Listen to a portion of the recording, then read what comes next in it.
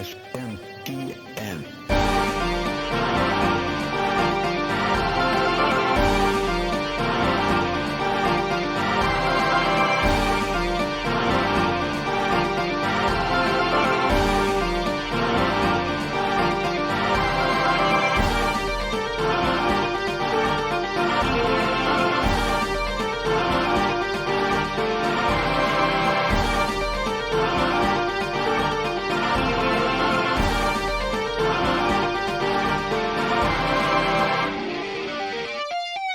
How's it going, everybody, and welcome to Shin Megami Tensei Network, link 286. I am your host, who is very bad at numbers, apparently, Spencer Presley, and joining me is a guest from the future and the past at the same time. Marsh, how are you doing today? Hey, what's up? Doing good. Yeah, I was under strict orders not to have you on the podcast while in international waters, so I'm glad you could be here for this domestic episode.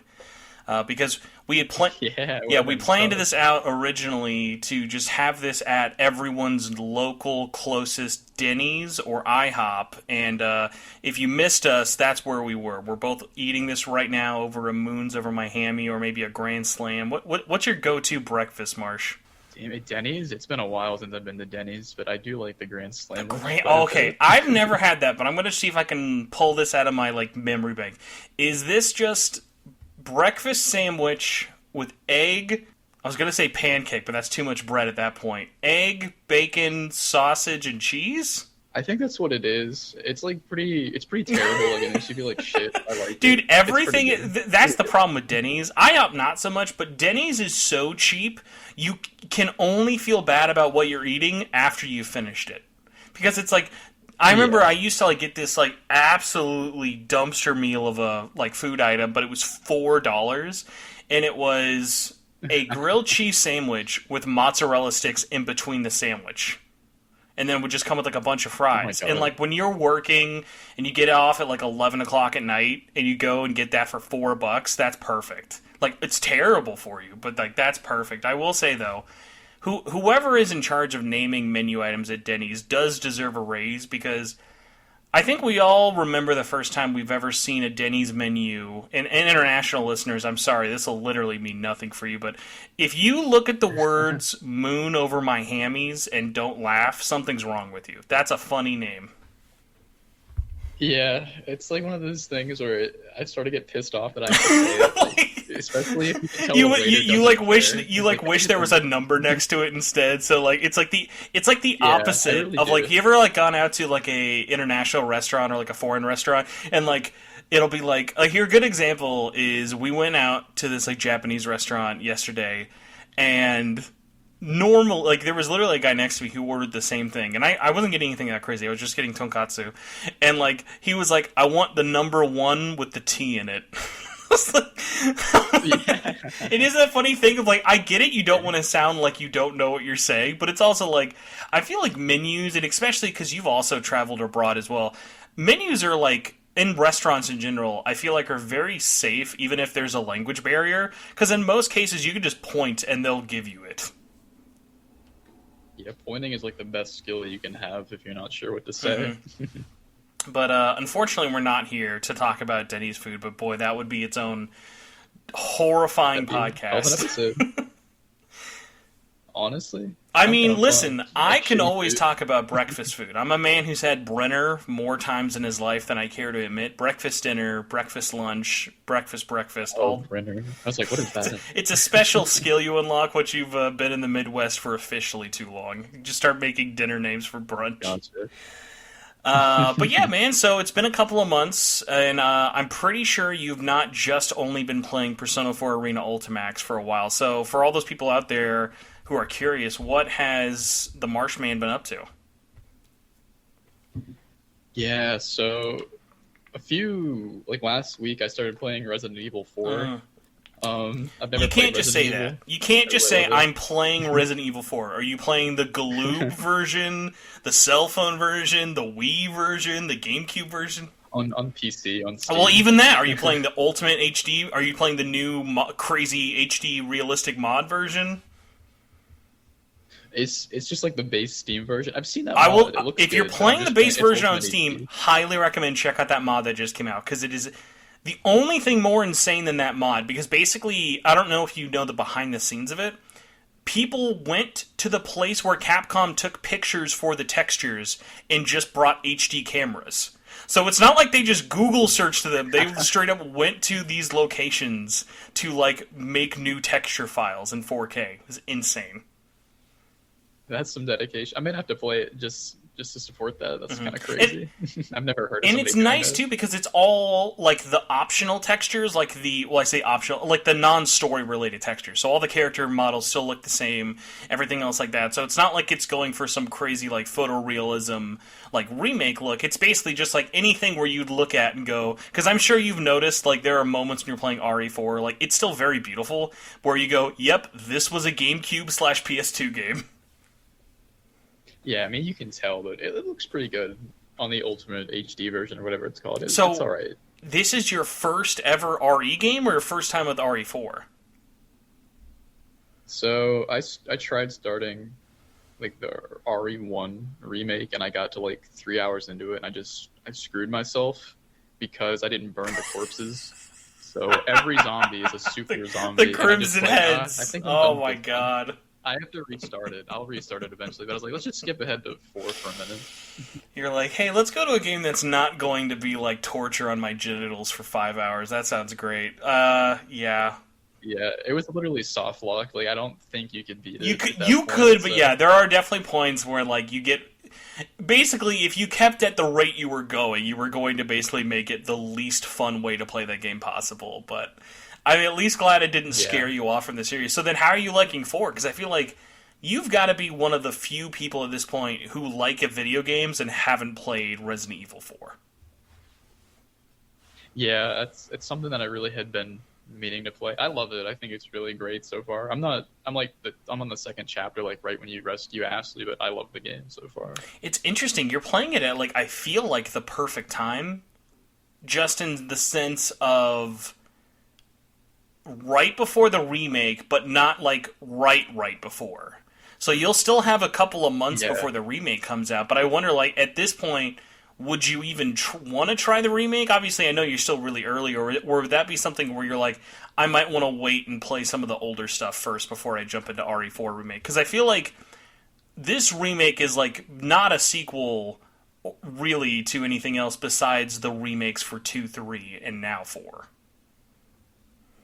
Yeah, I'll probably play them in like a really weird order. Like I'll probably go back to 2 after this because I want to play 2 2 remake. is, So especially I'll if you have a nice PC, like 2 looks really, really good. When they updated it a couple months back with ray tracing and like actually runs in 4K and stuff now in like 60, it's really, really good. Like it's one of the best black, like dark areas like when an area is dark, it's fucking pitch black. And that's always really, really nice to see, especially if you have like an OLED display.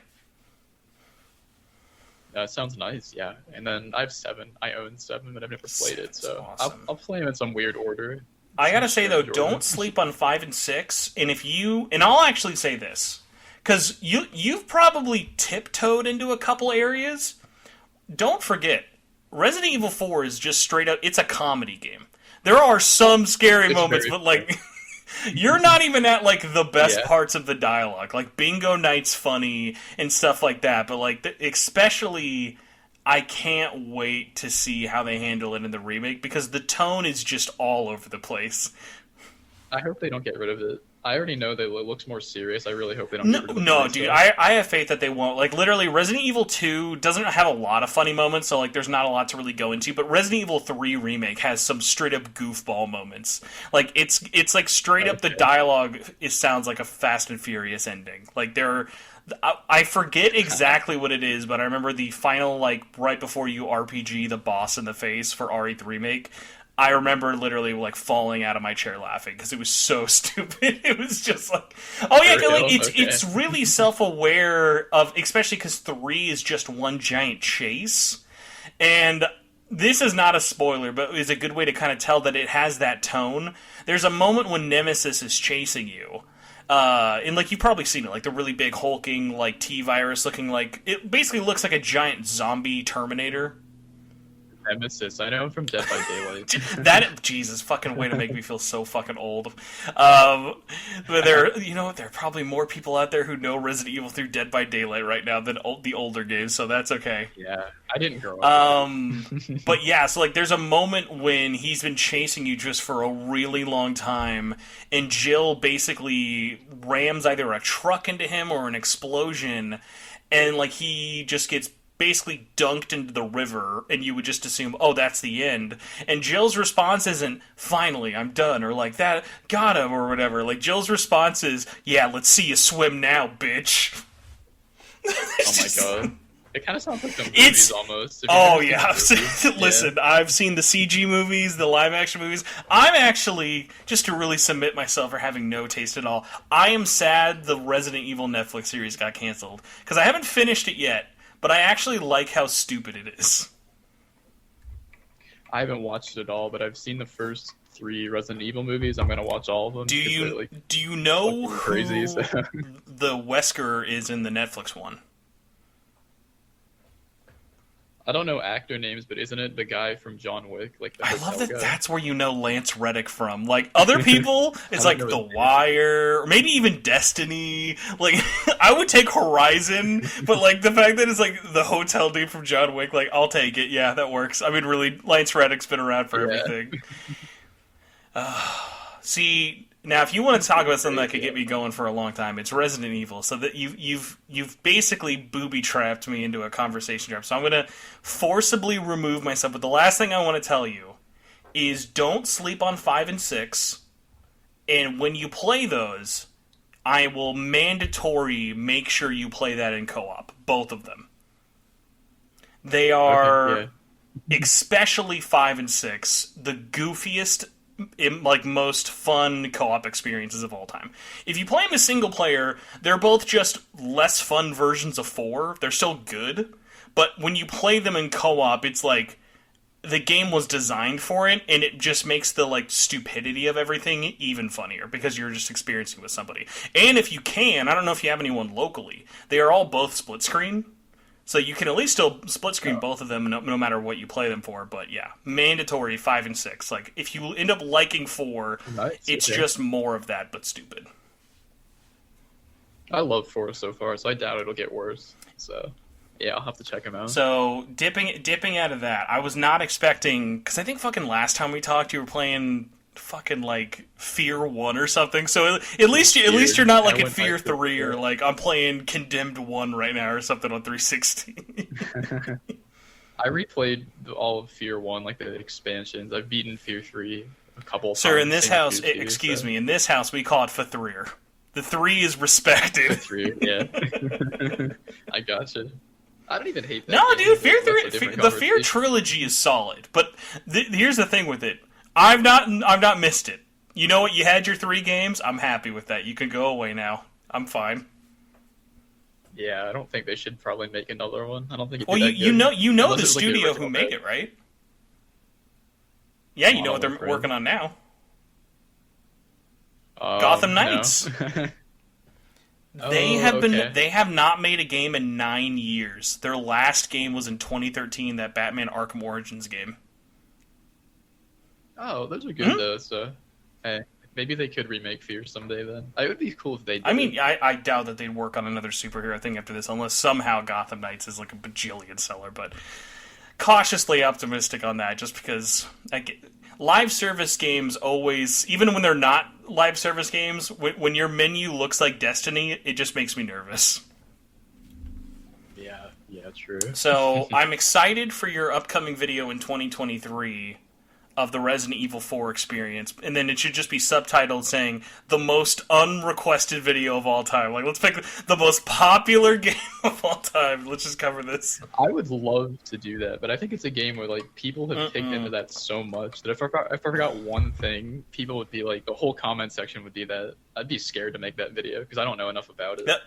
People spend their life with that game. It would be funny. Although, actually, because you did mention Dead by Daylight, and this is going to happen soon, my feed on Twitter is just nothing but Dead by Daylight now because they added Wesker. Have you played him yet? Yeah, I'm gonna buy the expansion. It looks really good. I've seen Did a you lot of see gameplay who's of it. voicing him Really now? awesome. So it is not the guy from the games anymore. I saw a tweet. I don't remember his name, but his voice is It's great. I saw the tweet Connor that he posted. Fogarty, who is the voice of Hikawa from Nocturne, which I think is the most like Oh, that's like something that like yeah. clearly it's not why he was picked to be Wesker, but the fact that like those are the last two things I've seen him in are just so funny to me. And he seems like he did a great job. Like he did a good job like kind of making it not just feel like I'm being the guy from the game, but he still sounds like Wesker. Yeah, he has a ton of lines. Like they added a bunch of voice lines for this update. It's really cool. But yeah, the Dead by Daylight podcast will come probably by the time your next video is, but that day is not today, sadly.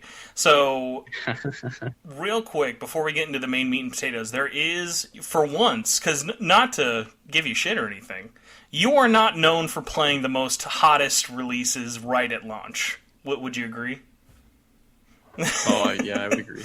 So you, at least, though, were lucky enough to play Soul Hackers 2 early. I was going to say for review, but I'm not sure whenever the hell your next review ends up being for it. But since you haven't really had an outlet outside of like Twitter or like YouTube comments and stuff to kind of talk about it, I figured let's bring you on, see what you think about it, and thank God, pretty much you're early enough into it, but still not like it's you haven't played it. It wasn't like before. Like when the game wasn't out, I was Yeah, just before mad it at was you. pretty bad. The fact that it was like we'd had the game for like 2 weeks, and you were like, "I think Arrow is still dead, baby," or like maybe Melody's still dead. Like a two minutes into the game. Yeah. So you've at least No, put I some time figured into it it. So out. I'm gonna shut up and give you the floor at least for it. So, if for all the dying Marsh heads out there, what's your takeaway for Soul Hackers 2? I guess it's a big. Okay, here conversation, let me narrow the scope then. And actually, here because you've already done a video for it that people should definitely check out. But you played Soul Hackers 1 what last year, It was. or was that 2 years ago? Oof, I think it was like 2 years ago. Yeah, so you played it just a little over 2 years ago for 3DS because you didn't play the Saturn or PS1 version, right? I have not That's as okay. 3DS, but I do own the PS1 version now. So So, maybe I'll so play yeah, it. you played the 3DS version and stuff for it. And for anyone who hasn't seen your video, general thoughts on the first one? Oh, I love it. It's one of my favorite games in the whole franchise. I gave it like S rank. Loved it. Great game. And then going into this beforehand, because I think when we last talked about it, we'd seen the first trailer, but I don't think we'd actually like really dug deep into it or known a lot more for it. So like leading up to playing it, were you like, oh my god, I'm hyped, this is the next big SMT? Or like, were you like, this is going to be trash, but let's find out anyway? Like, where were you kind of at in terms of the anticipation level? So yeah, like when I first saw the trailer, it was like an indescribable emotion of like kind of like excited, sort of like confused, like what? Soul Hackers 2, but it's not Devil Summoner. Like they dropped the subtitle and it doesn't look like the first game and none of the characters from the first game. So I was a little like, is this real? Like for weeks after it was announced, I was like, this doesn't look like a real game, but I was cautiously excited about it.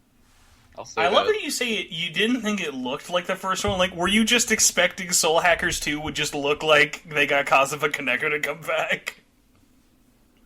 I didn't think there'd be a Soul Hackers 2, so I was like, really? Like, what? My best hope with that announcement, when like they had like the Ion Twitter account, I was like, okay, like Soul Mobile Hackers games. Switch port. Oh, yeah. Sounds good. Or a mobile game. Yeah. I was like, okay, this is cool. And then they're like Soul Hackers 2. So I was like, totally kind of taken off guard by that. I didn't expect it to look like Kaneko, but I didn't know what it would look like, because the first game's so old that it's like, I don't think they could make that again today and have it sell. So I couldn't imagine what it would look like if they actually did a sequel to it. It's tough. Like, I put the first one up there with, I do this pretty much with only these three. Devil Summoner 1, the original, not the Raida ones, Soul Hackers, and Strange Journey are in that really interesting era of they didn't feel like they were an archetypal game. And that's what kind of was nice of like there wasn't a high amount of school uniforms. There weren't a lot of like kids running around the city and stuff and things like that. And like those really helped it stand apart. Whereas going into Soul Hackers 2 at least, I was just kind of like, hey, cool, no one looks like they're kids, and no one looks to be a silent protagonist. Like at that point, I was like, does it look cool? And is it at least not feel like SMT? Because like my biggest worry is, imagine if it was just like, oh, it's just like, even if it was like similar enough to Tokyo Mirage Sessions, like looks wise, I would have kind of been bummed out by that. Of the thing of like, I like that there's like, you don't even see kids in this game. Kids don't even exist apparently. Like outside of like maybe one or two dungeons. Pretty much. So it's one of those things of like the one thing I'll always kind of beat this game's chest over in a good way is like, they did a good job of, even though they got rid of the subtitle, making this feel like it's a part of this universe, but it's its own standalone thing. Yeah, I agree with you there. Yeah, I wasn't sure if I liked how the game looked when I first saw it. I know a lot of people are saying it looked generic. I didn't think that. I just thought it didn't kind of look like... To me, like, the best Soul Hackers sequel would be something that's really, like, grungy and kind of gross looking, because the original game sort of implied that you're in these, like, gloomy office buildings. And I thought this one looked a little too colorful, but actually the style's really grown on me, and I really like it. So... I think it's just something I had to experience it before I could form a full opinion. You were needing Soul Hackers 2049 starring Ryan Gosling. That's what you wanted. I still would love to see that. I mean, at least the game actually, though, does open up and it does explain, hey, we are in the same world, but we're so far into the future now at this point that literally, like, poverty and all that stuff have been basically, like, kind of taken out in terms of, like, it's just hyper future times. Like, yes, there's people still doing well. Like, basically, the only problem that exists, at least in this hypothetical new Amami City, is just the Phantom Society versus Yatagarasu. Like, that's the only problem that entire world has to deal with. Yeah, and the Phantom Society thing feels so much different. Like, the original game, to me, it's very secretive, and like the first Soul Hackers were like, they try and like take you out in a parking garage and shit like that. Like they're really like assassin like. And in this game, I thought it was kind of funny that they're like, oh yeah, like this is a secret city that nobody knows about, the secret city. I'm like, what? Like that seems fairly obvious. So I guess it's like so far into the future that these things kind of became normal. I think that's interesting. It's sort of cool. It was just weird for me at first because I didn't know what a Soul Hackers sequel would look like. I never expected it. So I still don't believe this game exists as I'm playing it. How did you feel about the rate of how the game starts? Because I was very surprised at how quickly this game just wants to dump 5 minutes of story on you and then just throw you into your first dungeon. I was glad to get right into the game. I love that when a game does that. I think there's a bit too much exposition at some points. They sort of say the word soul hack too much, but everything's really starting to grow on me the more I play it. Like I love Saizo, I love Arrow. The game's really starting to grow on me, all the characters, so I don't mind as much that they talk a lot now. Well, it's nice too, because like the thing I always kind of have noticed as I kept playing through the game is the fact that the cast is just a tight 5 party members really helps a lot. Like, there's no one you're just going to forget about, because everyone is always an active participant of the story or whatnot. Whereas, like, you think of, like, these other games and stuff where, like, oh my god, I'm literally forgetting her name, but, like Green Scarf Girl. I forgot your name because... Exactly. So it was like, it was one of those things of just being like, yeah, dude, like, it's easy for people to just be, like, not a part of the story or not matter or not have to, like, really be... important and stuff with it. So no one in this story is like that, which is nice. Like, the cast is tight and the villains are tight. Of like, every villain is tied to a central party member in a really interesting way. And like, you've already noticed that with God, I always forget the blue-haired guy's name, but also like Ash being like Saizo's ex and stuff like that, and Melody being tied very closely in with Iron Man. So like, there's a lot of really interesting stuff with that, because I think even with Soul Hackers 1 almost probably has too big of a cast. Like, you're not beating Soul Hackers 1 remembering every villain's name.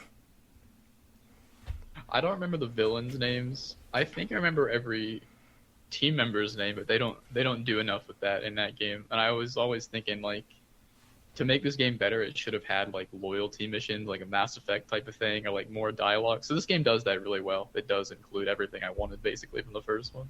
Yeah, and I mean, and the nice thing as well, kind of going back to the mission thing, I like how this game's take on Vision Quest actually makes you care about the characters more in a weird kind of reverse way, because you basically meet all of your three party members by bringing them back to life. And so then I was at least worried their backstory was just going to be, tell me how I died, and I liked how they ended up more so being like, hey, tell me how I got here, which was really interesting.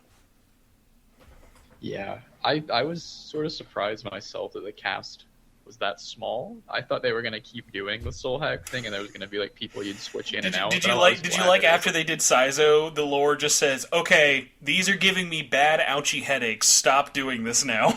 Yeah, gonna stop doing that now. Yeah, I appreciated that. You're actually just about to get to another boss fight where before there's a good chunk of story, and the boss basically finds a way to stop you from being able to soul hack, and it's very funny because it's just, that's a good point. You can't soul hack if blah blah blah happens, and it's a really fucked up kind of thing. So I'll be curious to see what you think of that. So I'm excited to see where the story goes. I think it's, like I said earlier, it's just starting to ramp up. I love Saizo, though. But I want to talk about that for a second, because when I first saw him, everybody was saying this on Twitter. He looks like Hazama from BlazBlue. I was like, apparently, anime characters can't wear fucking hats or have shark teeth ever without just being BlazBlue characters. Shark teeth, good hair, hat, suit. He was like an opposite BlazBlue Hazama. But then I didn't think I'd like him. I thought his shark teeth looked stupid. I was like, this guy's gonna suck. But I love him. He's like one of my favorite characters. I love when the first thing he says to Ash when seeing her again is like, "Oh yeah, I forgot to tell you, I'm immortal now." So funny. I love that guy. It's I'm so glad that he is your favorite, because we haven't talked about this, but you've probably noticed through my fucking awful Twitter posting, I unironically really love him. And the best part about that is he continuously, from the beginning of the game until the very end, he has the best parts of the story. Like, he has the best character growth, he has the best ending, he's always used in a really interesting way, and you're going to get there more as you interact with Ash, but I love... It would have been so easy for Ash to just be like, I hate you because you're the girl who killed me. You're responsible for my death. And like, it's nice that they talk about it. Like, you have it a little bit. And going back to blue hair guy, who I forget, but we'll just call him Arrow's boyfriend for now. Arrow's boyfriend, basically, I love that talk they have before and after that first boss fight. Because there's a moment, obviously, of, okay, literally you guys are on opposite sides. He's Yatagarasu, and the other one is on the Phantom Society.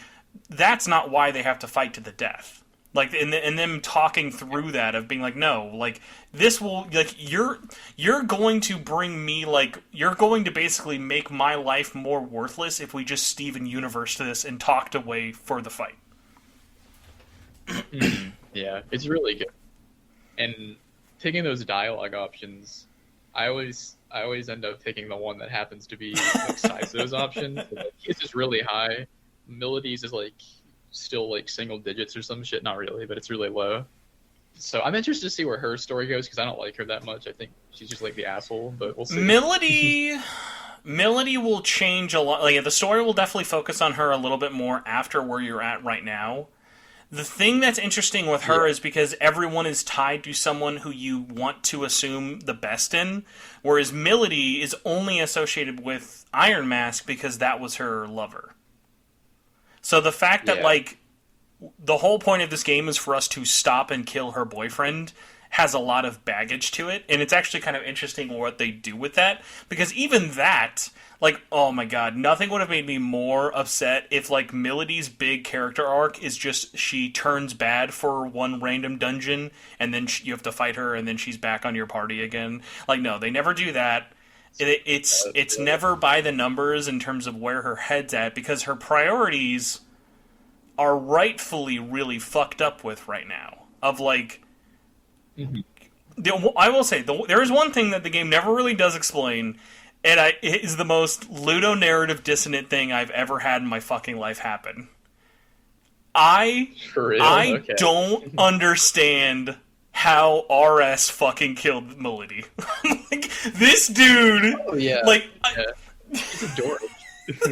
I needed like maybe like she was in a car explosion and then she found him and then he killed her. Like, there's no part of the game story where I believe that this dude clowned on her this hard. She's like, her weapons are like objectively better. He has brass knuckle. Like, he has 2 daggers. Like, I don't know. You could stab him. It's too funny, but yeah, like, thankfully that's really early in the story, so it really doesn't matter that much, but like, I remember when I saw that in the trailers, and I was like, alright game, you better have a real good fucking reason why Bling Bling Boy grown up in fucking Soul Hackers 2 is gonna kill this lady.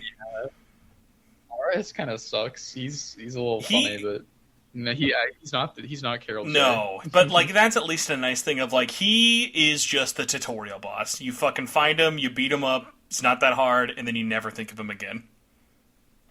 I thought it was really brave that they included that like in the first 10 minutes of the game, like this really bad like route. It was I was like, really? Right now? I like that I like that your compliment to that is it was brave of them. It'll be like, there you go, Gabe. It's a brave move. They'll get they'll get the courage and bravery award at the Game Awards this year for earliest cringeworthy rap goes to RS. They just got it out of the way. Yeah. Yeah, unfortunately, I'm sorry to break it to you guys. There will be no more rapping on the rest of Soul Hackers 2. She does it at one point during like a drinking session. It's unvoiced. Oh my god! I remember literally after beating the game, I was congratulating some of the cast on, because I really do like how everyone's performances in the game were, and I was like, the only complaint I have with the dub of this game, and this also goes for the Japanese one, why were the social drinking conversations not voiced? Because there are so many of them, and so many of them are really, really good and really flesh out the characters. Yeah, they're pretty enjoyable. I would have loved that as well, especially because like the DLC, that's fully voiced. So like, I don't know. I feel like they could have just voiced those extra dialogues too, especially because there's no like action happening. It's just read off some lines. Even if it was It's like extra funny too, because literally that's the only side mission that is voiced. So it's like, it doesn't even stand up like the other side missions have voice acting for it, so they just want you to always feel that premium DLC experience when you're playing the Lost Numbers. So I'm trying to think, so since you've been playing that, where are you at with the Nana quest? Have you done the second mission yet, or just the first one?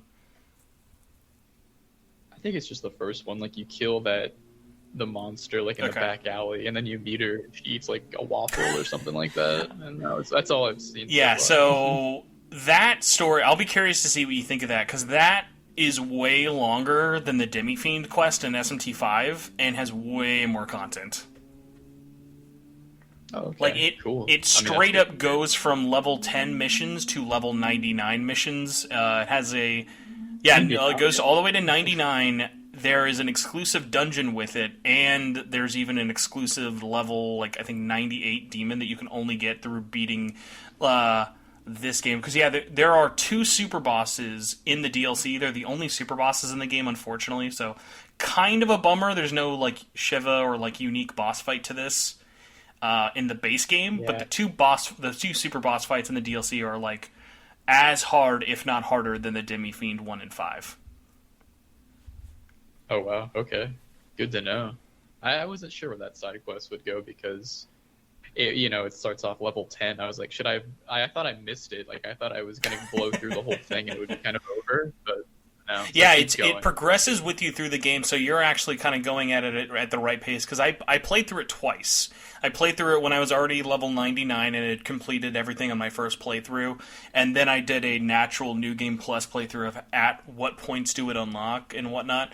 So it was kind of interesting of, like, it's definitely way more satisfying to space them out, because when you're doing it back to back to back, there's a lot of moments of, like, okay, I don't know why this is happening.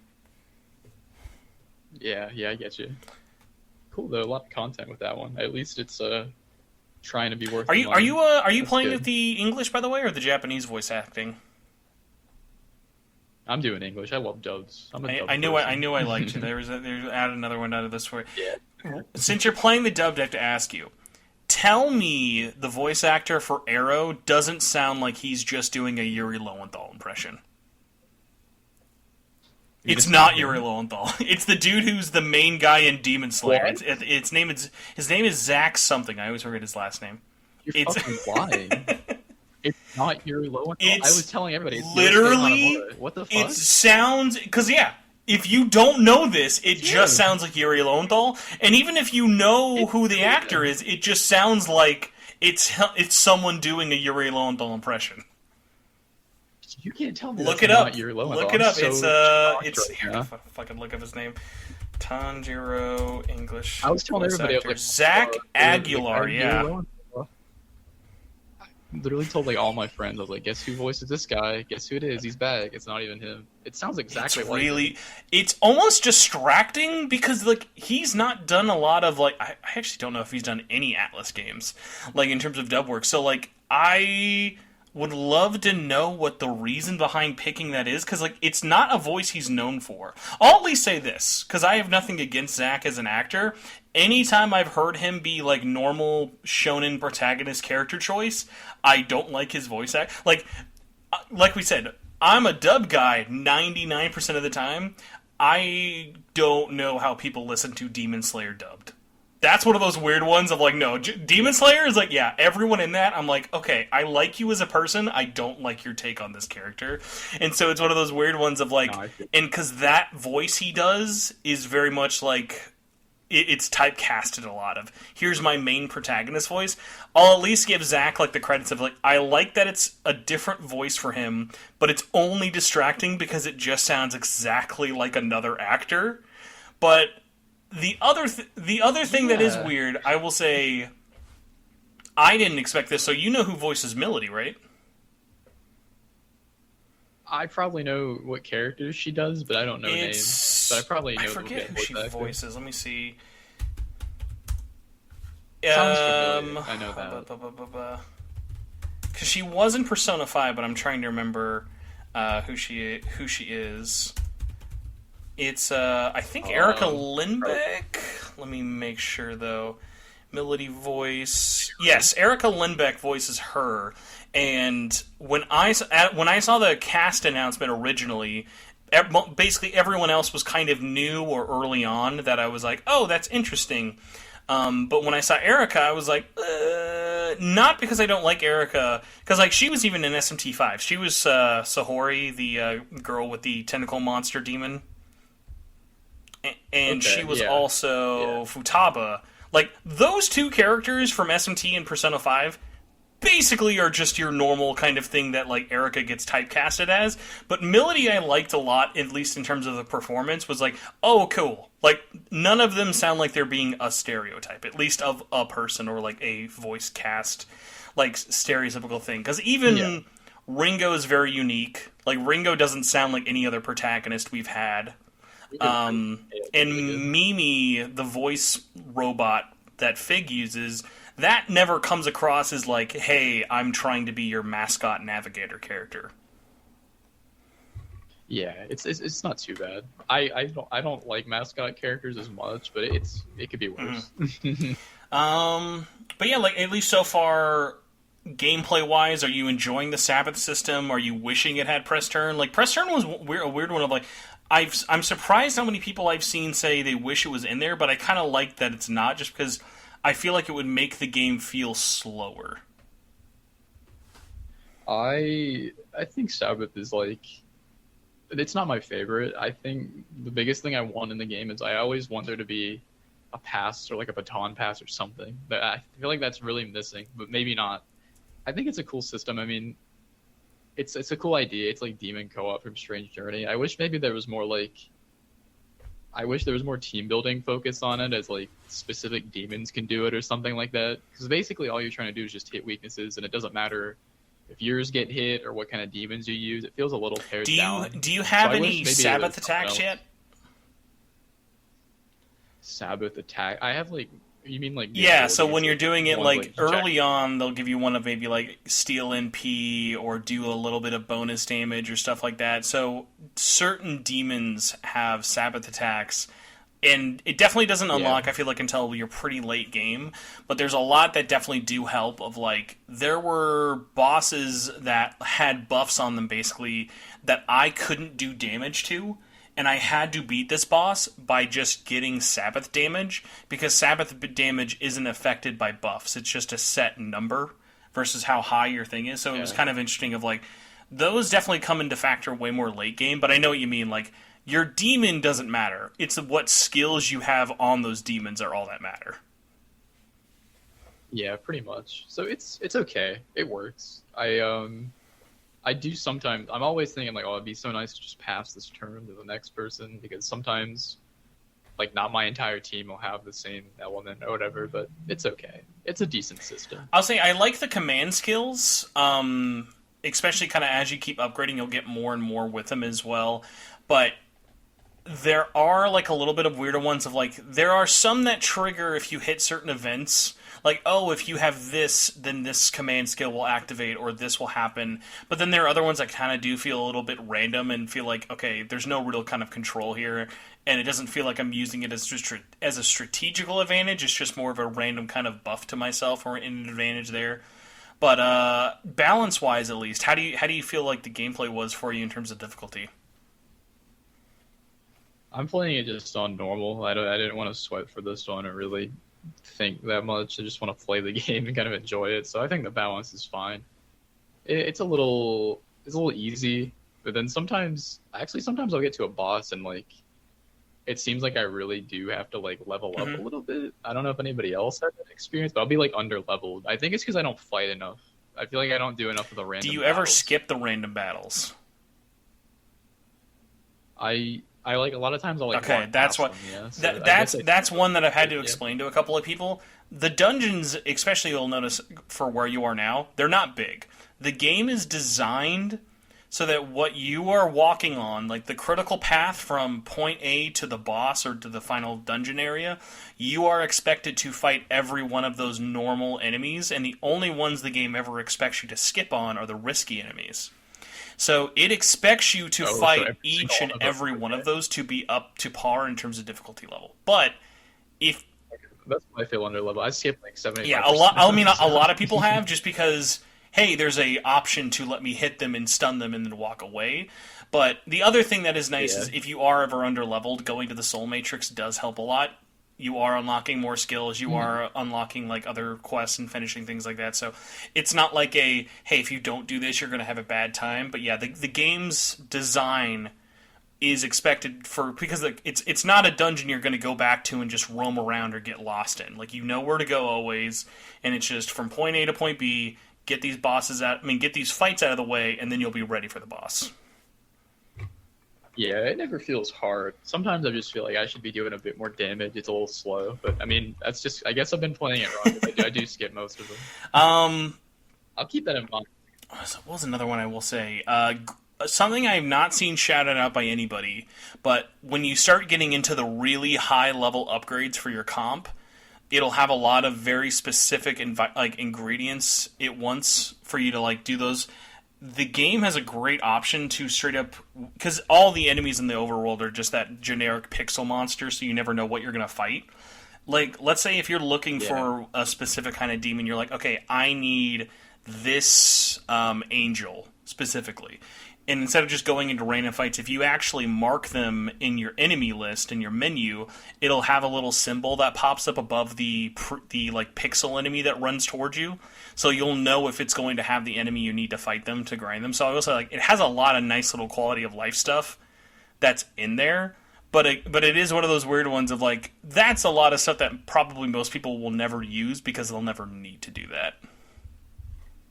I just got that one actually like yesterday, so that's a good thing. I haven't really had a chance to use it. It was like right when I stopped playing for the day, but I was glad to see that, because there were some quests where it's like, you know, go kill like a bunch of these, and I'm assuming it helps. So if it's part of a quest, it'll have a bunch of squiggly like pink or purple lines above the enemy's head. So quests automatically tag which demons you need. When you go to the menu and search them and mark them, it'll have like a blue demon eye above them. So you'll know that, hey, this is the demon you've been searching for. Okay, cool. I'll be sure to use it. Yeah, I've been trying to make my way through those quests as much as I can, but I do get caught up in just like, I want to see what happens in the story, so I kind of miss a lot of them. Yeah, no, I definitely get that. You've been playing on PC only, right? Yeah. How are you enjoying the PC port? It's really good. I did tell you, like, that's why I hadn't played the game too much, is because I had a crash when Saizo was revived. And then I couldn't figure out how to fix it. The game wouldn't launch after that. And the way I fixed it was just restarting, which sounds weird, but like, I tried a bunch of times the same day. I was like, this game won't restart. I verified the files. It wouldn't do anything. And then I tried again like a week later and it was fine. So I figured out, like, if I tab out of this game or something like that, it breaks it and you have to restart it to make it work again. I don't know if anybody else has seen that, but for me, that's what happens. So I should not tab out of the game on Steam. But besides that, it's perfect. Trying to think any other last little things I was going to ask you with it. So far... DLC still. Oh, sorry, what? DLC doesn't work. Oh. The costume DLC. The only one you're missing out on, man, there are two ones, because I don't know if you've actually like watched any of the videos out there talking or showing off the DLC. The Soul Hacker costumes are awesome, because do you know what Saizo's costume is? I don't, because I can't even... Who would you want him to be dressed up as from the Soul Hackers universe? From the first Soul Hacker? I don't know, is it like spooky? No, it is straight up just Kuzunoha. Like no, not Raito. It is from Devil Summoner 1, Kuzunoha's yellow suit. Oh, it's Kyoji. Shit, really? Okay. Which I was like, that's perfect, even though he doesn't have his hat, and anytime he's not wearing his hat, it's very funny to me. But I will say the other one, another good reason for the DLC for you to get, although I think with the version you have, you should have this. If you have the Mary costume outfit, it lets you use the Soul Hackers 1 original opening as your battle music. Oh, I do have... The ones that work is... Persona 5 works, and then the Mary Maid costume works. The other ones just don't appear, and I really want them to. It's only the costume. That's funny. Yeah, so if you have the Mary costume, if you go to the settings, you'll be able to actually change and have your music set to whatever you want it to be. So it'll be Persona, or it'll be called Soul Hackers Track 2. And Soul Hackers Track 2 is the original 1997 opening for the battle track, which I thought was like, that's so perfect, but then also extra sucks because it's $90 if you want to buy it. It's like, that's awesome. Yeah. That's also not worth $90. But if you already have it, it's definitely worth checking out. I hope they fix that because I really wanted to hear the other battle theme. I think in your case, I think it is just one of those weird things of like, however they were distributing the DLC to reviewers and stuff, I think the costume pack just didn't install or get sent to you properly. So I think if you just like email Atlus, they might be able to get you sorted with that. But like at the very least, I think you pretty much sounds like you have everything else besides just the costume pack. Yeah, like it lets me summon like Nemissa from the compendium, and I haven't done it because it's fucking level 60. You want Satan for level 92. You want to break the game. It's so tempting to do it, but but I'm excited to try those out. I still can't get over the fact that they fucking brought Laura Bailey back just for like 5 lines. Yeah, I heard that. I was like, what did she even say? So it must be like it's literally like, okay, thanks. Goodbye. Yeah, it's like it's like I would have believed it if you just reused old lines of hers, but nope, she got put in there. Brought her back. How much that paid? How much that was worth? I mean, like $100. She hasn't done an Atlus game literally since Ultimax, so it's been a long time. That's she voices that. I'm excited to see Nemissa in this game. I like how she looks. She was my go-to party member she pairs really well with the build I had for Ringo because she has a lot of lightning and Megiddo moves. But she's really, really good just for the fact of like some of her unique abilities and stuff. I will say Satan 100% is the most OP demon in the game just because he is an exclusive Megiddo move. I think it's called like Megiddo Arc or Megiddo Stack. It's a Megiddolon, but it has a chance to add a free 1, 2, or 3 stacks to your Sabbath for no reason. So then, like, if you add all the other things that could give you stacks to it, it's just like, oh yeah, it's like the most OP move in the game. What's the highest stack you 18. can get? So you can have as many stacks as you can have demons. Like, what happens if you get 18? Is it like there's really different animations for different phases. Yeah, there's one for 1 to 4, 5 to 8, 9 to 12, and then I think 12 to 18 are all the same. But basically, for the big one, you just get the equivalent of, like, Goku's Spirit Bomb that he used to destroy Boo. So it's just, like, obnoxiously large, and then they just nuke him. I've seen, like, up to 9, I think. I managed to get that. So I didn't know how far it even went. I remember, too, I got really pissed because I was trying to get max my first run, and I had enough to get 18, but I had 17 demons in my party. I forgot that I didn't have a full party of demons, and it will only let you get every stack for every demon you have in your party. I didn't even know that. Okay, good to know. Makes sense, though. I've never been so impressed by looking at random flat PNGs of demon outlines, but I always get a kick out of looking at how each one looks, especially kind of some of the more intricate ones. Like, have you seen any of? Because one of the big things, and I'm surprised I haven't seen like older fans of the series really mention this, but like, I love the compendium in this game. I think they have a really good mix of new and old without using a lot of like, oh, we've seen this a bunch. Like, spoilers, Marsh. There's no slime. I'm sorry to break it to you. I didn't even think about that. There's no slime in the game. Like, the shittiest one. I don't even care. But it's like, I really liked... They have a really good clip of new demons for the first time ever in 3D. Like, I know this sounds dumb. You actually might just be about to see them if you haven't already. The first time I saw Turbo Granny in 3D, I thought... Turbo Granny. I was like, this is weird. Like, I like it, but it's like there are demons you just never expect to see in 3D. Turbo Granny running on air is one of them. Turbo Granny is great. She's in the first one, right? I barely remember that demon. I was like, that's a really obscure one. It continues to get weird, even up to the late game ones, like, which I appreciated a lot. Like, the highest level demon you're going to find isn't like just your normal, yep, here's all my Indian gods. That's all the 90s. Like, I like that the way they space them out. Like, the leveling skew for everything is very, very different. Because, like, I feel like going between Persona 5 and SMT 5, it felt like a really similar compendium, give or take one or two demons, you know? Yeah, no, for sure.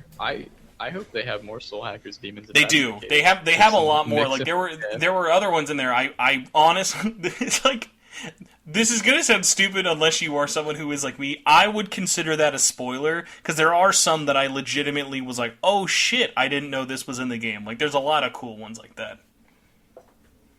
Yeah, you don't gotta tell me. I'm excited to know that that's in the game, though. It's a good sign when the DLC demons are boring by comparison of how good the general roster is.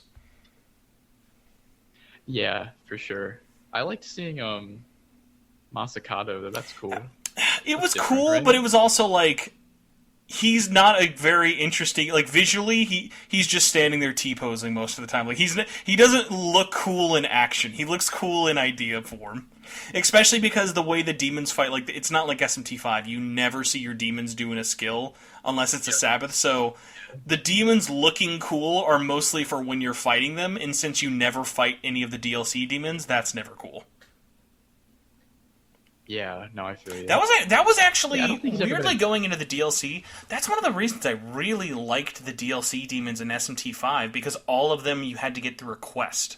I loved fighting Cleopatra. There was a story reason behind finding Mephisto and all those other demons. Like, they weren't just... Like, imagine how much cooler it would have been instead of just going to Victor's circus, just going actually on a little mini 5-minute quest, and then you found and had to fight Nemissa. Like, think of how much more satisfying that would have been. It would have been very cool, yeah. I wish that was the super boss. It kind of sucks that it's not. I just... It's really weird because the super bosses in the DLC are very well done. They're really hard, they're really interesting, they're really... Like, they have straight up, like, unique boss mechanics. Because, like, I'll say this. Shiva was, like, a kind of weak super boss for SMT5. Like, Shiva didn't really do anything crazy. It was just like, cool, he can summon and then nuke you every now and then. Like, that's really the most he was doing. Yeah. Whereas, like, the super bosses in the Lost Numbers DLC, literally, like, they push you. Like, the Demi-Fiend fight, has a lot of interesting, fun mechanics and stuff, especially with the demons that he can summon. And the same thing goes for both of the fights here for it. So it's like when they do them, they're really like well thought out. It's just so strange that there's not just like I feel like they even could have just done one of just like, here's this guy but on crack now. But like they already kind of do that. Like maybe their reason there's no super boss is because the Soul Matrix is kind of your super boss optional dungeon thing. There are a lot of exclusive fights that you only like. There's straight up to complete the compendium. You have to complete everyone's Soul Matrix all the way up to getting them all 200 plus points. So it's like, it is one of those things of like, there's a lot of optional like content like that, but I think like, at least in what we think of as a super boss of here's a guy, he's standing by the dumpster, go fight him once you beat the game, it'll slap your teeth around. Like, just something like that. Yeah. Well, we talked about Soul Hackers 2 way more than I thought we would. Nothing wrong with that. Yeah, it's the most relevant. There's a lot to talk it really about, is. So. It's one that I'm constantly surprised how much I enjoyed it, especially on my like month plus of playing it. I really thought I was just going to play it, beat it, platinum it, and be done in a couple of weeks. And I think I put around 100 plus hours into it all said and done, and that's just on the PS5 version. And like, I'm willing and able to do it on PS4 again. I'll probably do that as like a streaming thing, just because I need to do a couple other things in the meantime, and like there's a lot of other games I really want to get to, but it's sunk its teeth into me. It did like it was, thankfully it was one of those things of I wasn't expecting it at reveal. It lived up to the hype while playing it, and it felt different. Like that's all I needed. I didn't need anything that crazy. Like I think I started this a couple of weeks back on the podcast, but I've heard a couple people using it online since I brought it up, and I'll be curious what you think of this where we're at now. It's the best 7 of the year. No, I agree with that. That's what I would probably get, like a 7, 6.5. But it's that thing of like 100%. It's not trying to be a GOTY. Like it's Atlus on a budget, but they're doing a really good job with the little bit of money they put into it. Yeah, it's definitely a budget game, and there's nothing wrong with Listen, that. we are enjoyers of Operation Darkness. We enjoy a game that was made on a shoestring fucking budget. Game for sure. Jeez. Did you see, by the way, the I forgot the name of the Kickstarter, but from the Wild Arm people are doing a double game Kickstarter with the I'm forgetting the name of the game. It used to be, it is super. I will pull it up here, and once I say it, I'll be an absolute dum-dum with it. But while I'm pulling it up, because once I say it, you're going to be like, oh, it's that game. But we need to talk about some breaking news, and by the time everyone hears this, it's not really that breaking. But in the time, because I know no other podcast has actually talked about this, that's how you know time has like no meaning, Marsh. Almost 2 months ago. Okay. Actually, by the time people hear this, it has been 2 months. 2 months ago, Gmode released Megami Tensei Gaiden Last Bible special on the Switch. That was 2 months ago, which is crazy. Yeah. It's hard to believe. Yeah, And now Gmode has already announced that they're doing Last Bible 2 special, which is even crazy. I think like the fact that we got the first one was kind of weird, but like, I had already got this confirmed like from my contact who works over at Gmode in Japan. The only reason 2 happened so fast is because 1 is their best-selling game they've ever put out on Switch. Really? I wonder. I was like more surprised that the second got ported than the first. I wonder if I had anything to do with it. I always wonder because I like making tweets. I'm like, please buy this. I love you. I want you to know this, Marsh. I guarantee I can ask. I don't think that was why, because there's a difference between hey, all my English Twitter followers go buy this, because that involves making a Japanese eShop account, getting Japanese eShop points, putting that into the eShop, then playing it on their Japanese only version.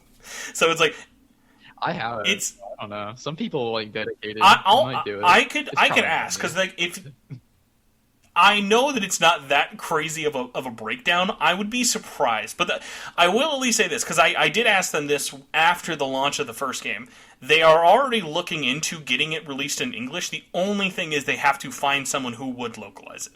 Because they don't have the like team to do it, basically. Like, their whole company, Gmode, basically, they have an engine that they can emulate this old fucking Java tech on a Switch or a PC. Like, that's all they do. They throw these old games from cell phones onto this little emulator, and then it plays on Switch and PC. Like, they're not doing a lot of work. And the thing with it as well, like, Atlus doesn't care about this. Like, they don't care about these old games. So, like, this is a super cheap thing for them to license out and make a little bit of money with.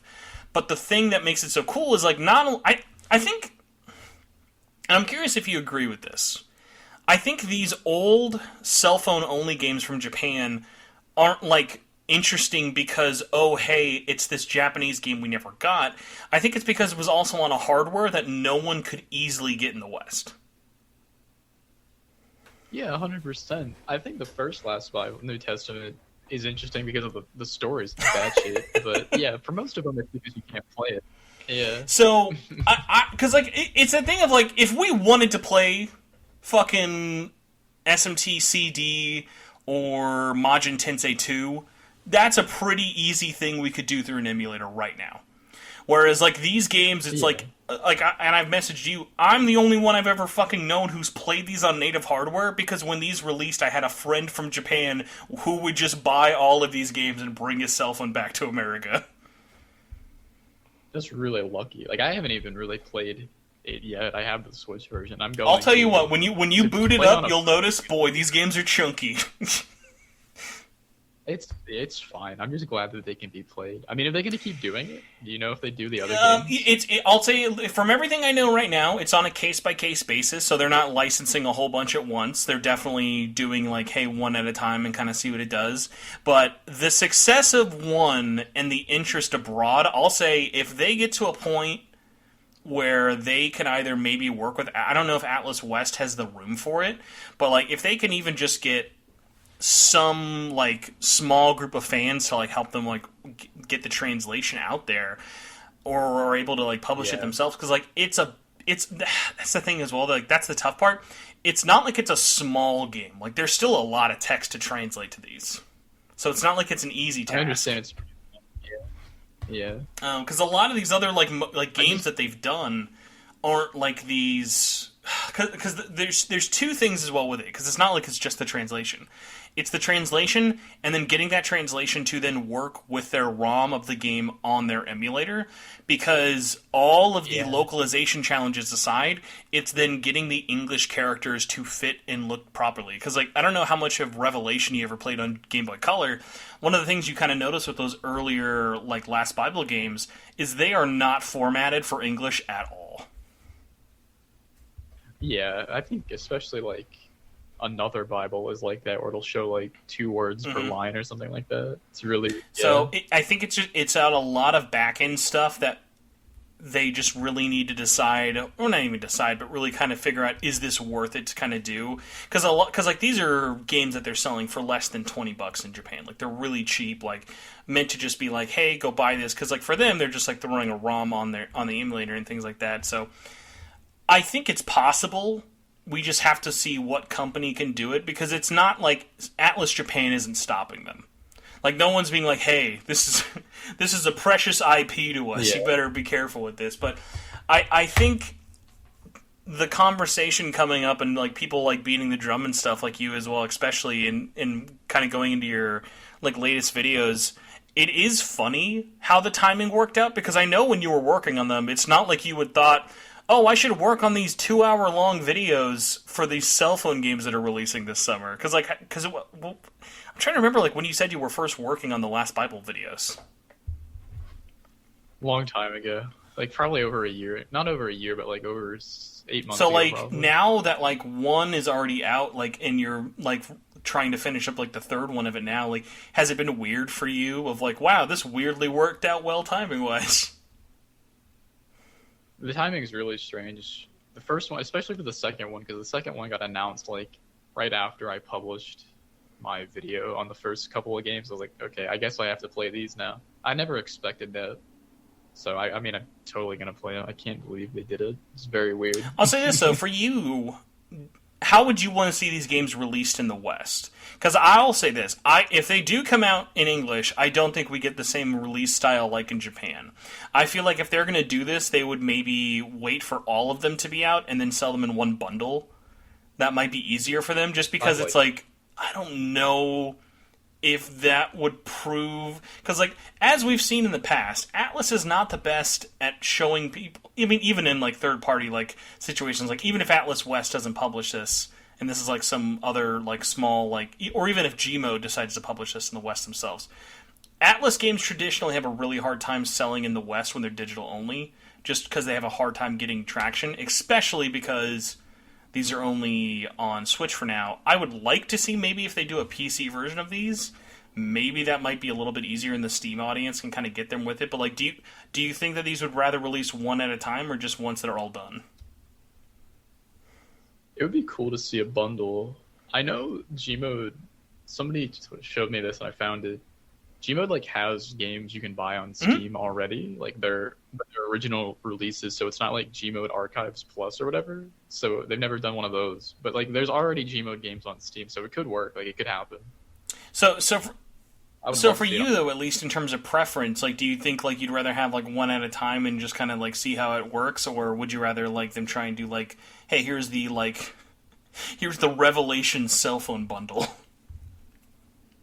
I'd like to see the bundle, but that's just because, like, if the first one didn't sell for shit, then you'd be like, oh, well, the other two are still gone. I'd just rather they put the effort in all of them at once. So basically, you don't want them to do what Atlus did with SMT1 on iOS. Yeah, like where they forget about the second game. No, I would love to see that. I really hope they keep doing, even if they don't translate them, they need to do, like, 20XX, and they need to do Hazuma's route. I hope to God they do that. Because I could play it, because I know some Japanese. I could figure it out. I don't even need them to translate it. I just hope they keep dumping those ROMs onto the Switch. Are there, if you had any like kind of requests, like do you think if Gmode was to do another one, which one would you want to see them trying to release next after Special 2? I don't know if it matters. Like, I don't remember who made New Testament, if it's BBMF, but I would like to see like the Digital Devil story, like BBMF, the full thing, because the only one you can play right now is the Chinese version, and like, half the game's cut off. I would say, I wonder if they could get to a point where they have a good enough trajectory with these, and these continue to sell surprisingly high. Because like I said, these don't have a lot of like. There's not a lot of work that goes into this. It's mostly just can we get the rights? Okay, here we go, and then we're done. Yeah, I wish there was a way to request. Like, I would get a bunch get a fan of vote. Which ones do you guys want us to get first? Please. Need the Hazuma route, even if it's not a good game. I don't care. I just want to. Well, I was going to say I would be curious to see, because I think that this might actually be almost easier for them to try and get a lot of money for a lot of the more obscure stuff. Maybe get one more, like if 2 does as well as 1 does, I would say find one of those old Persona 3 games that were only on phones and release that. The Persona would do exactly, and so then like go to the Persona one, get a couple of those every now and then, and basically just do one Persona one for every 2 or 3 obscure ones.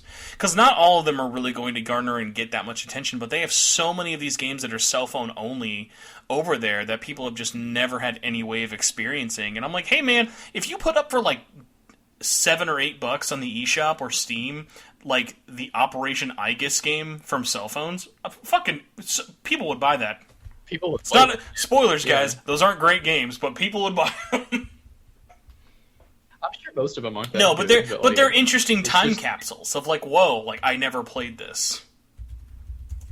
Yeah, and I always wonder, like, so they still have the ROMs, like they're out there. Atlus Japan has all of those games still. They keep those things like, on a dusty, crusty, fucking old hard drive from 2005. That's where they're all on. Somebody could be convinced to just accidentally put if they were in the West, I guarantee that they would be there, but because they were all Japanese only, there's no chance in hell. But yeah, at least There's no missing game because Atlus Japan does have a museum and an archive of all of their stuff they've ever released. So, like, thankfully, there's never been a game that they're missing, which is nice. I didn't know that they kept those. I couldn't. I don't know. They just keep them on a hard drive, I guess. Well, like it's also tougher as well because a lot of not even a lot of them, all of those games were not made by Atlus. They were all outsourced through other companies. That's actually why I was surprised to see. Were you shocked at all when Sega announced the Sega the Sega Mini 2, like the Genesis 2 in Japan has SMT CD? I was shocked to see that released again. Because even though that was a Sega game, I was so ready for someone to have just been like, yeah, well, we lost that. Or because like that was a game published by Sega, but it was made by another developer. So it was one of those weird ones of like, yeah, I totally would be expecting someone to just not have that there. Yeah, it's surprising. I played only like the opening chapters of that version, but it's a good one to like. It's back, like you can officially buy it, so that's cool. It's a good. So version. unfortunately, you picked the wrong game because this is what I think would make the most sense for their next game to get, especially timing wise. If Last Bible 2 does well, they have got. Well, they have got to, but the timing would be too perfect for them to release Soul Hackers Intruder. Because Soul Hackers Intruder is actually one of the 5 good ones. Like it's got unique sprite artwork. It basically has a Devil Survivor perspective before Devil Survivor.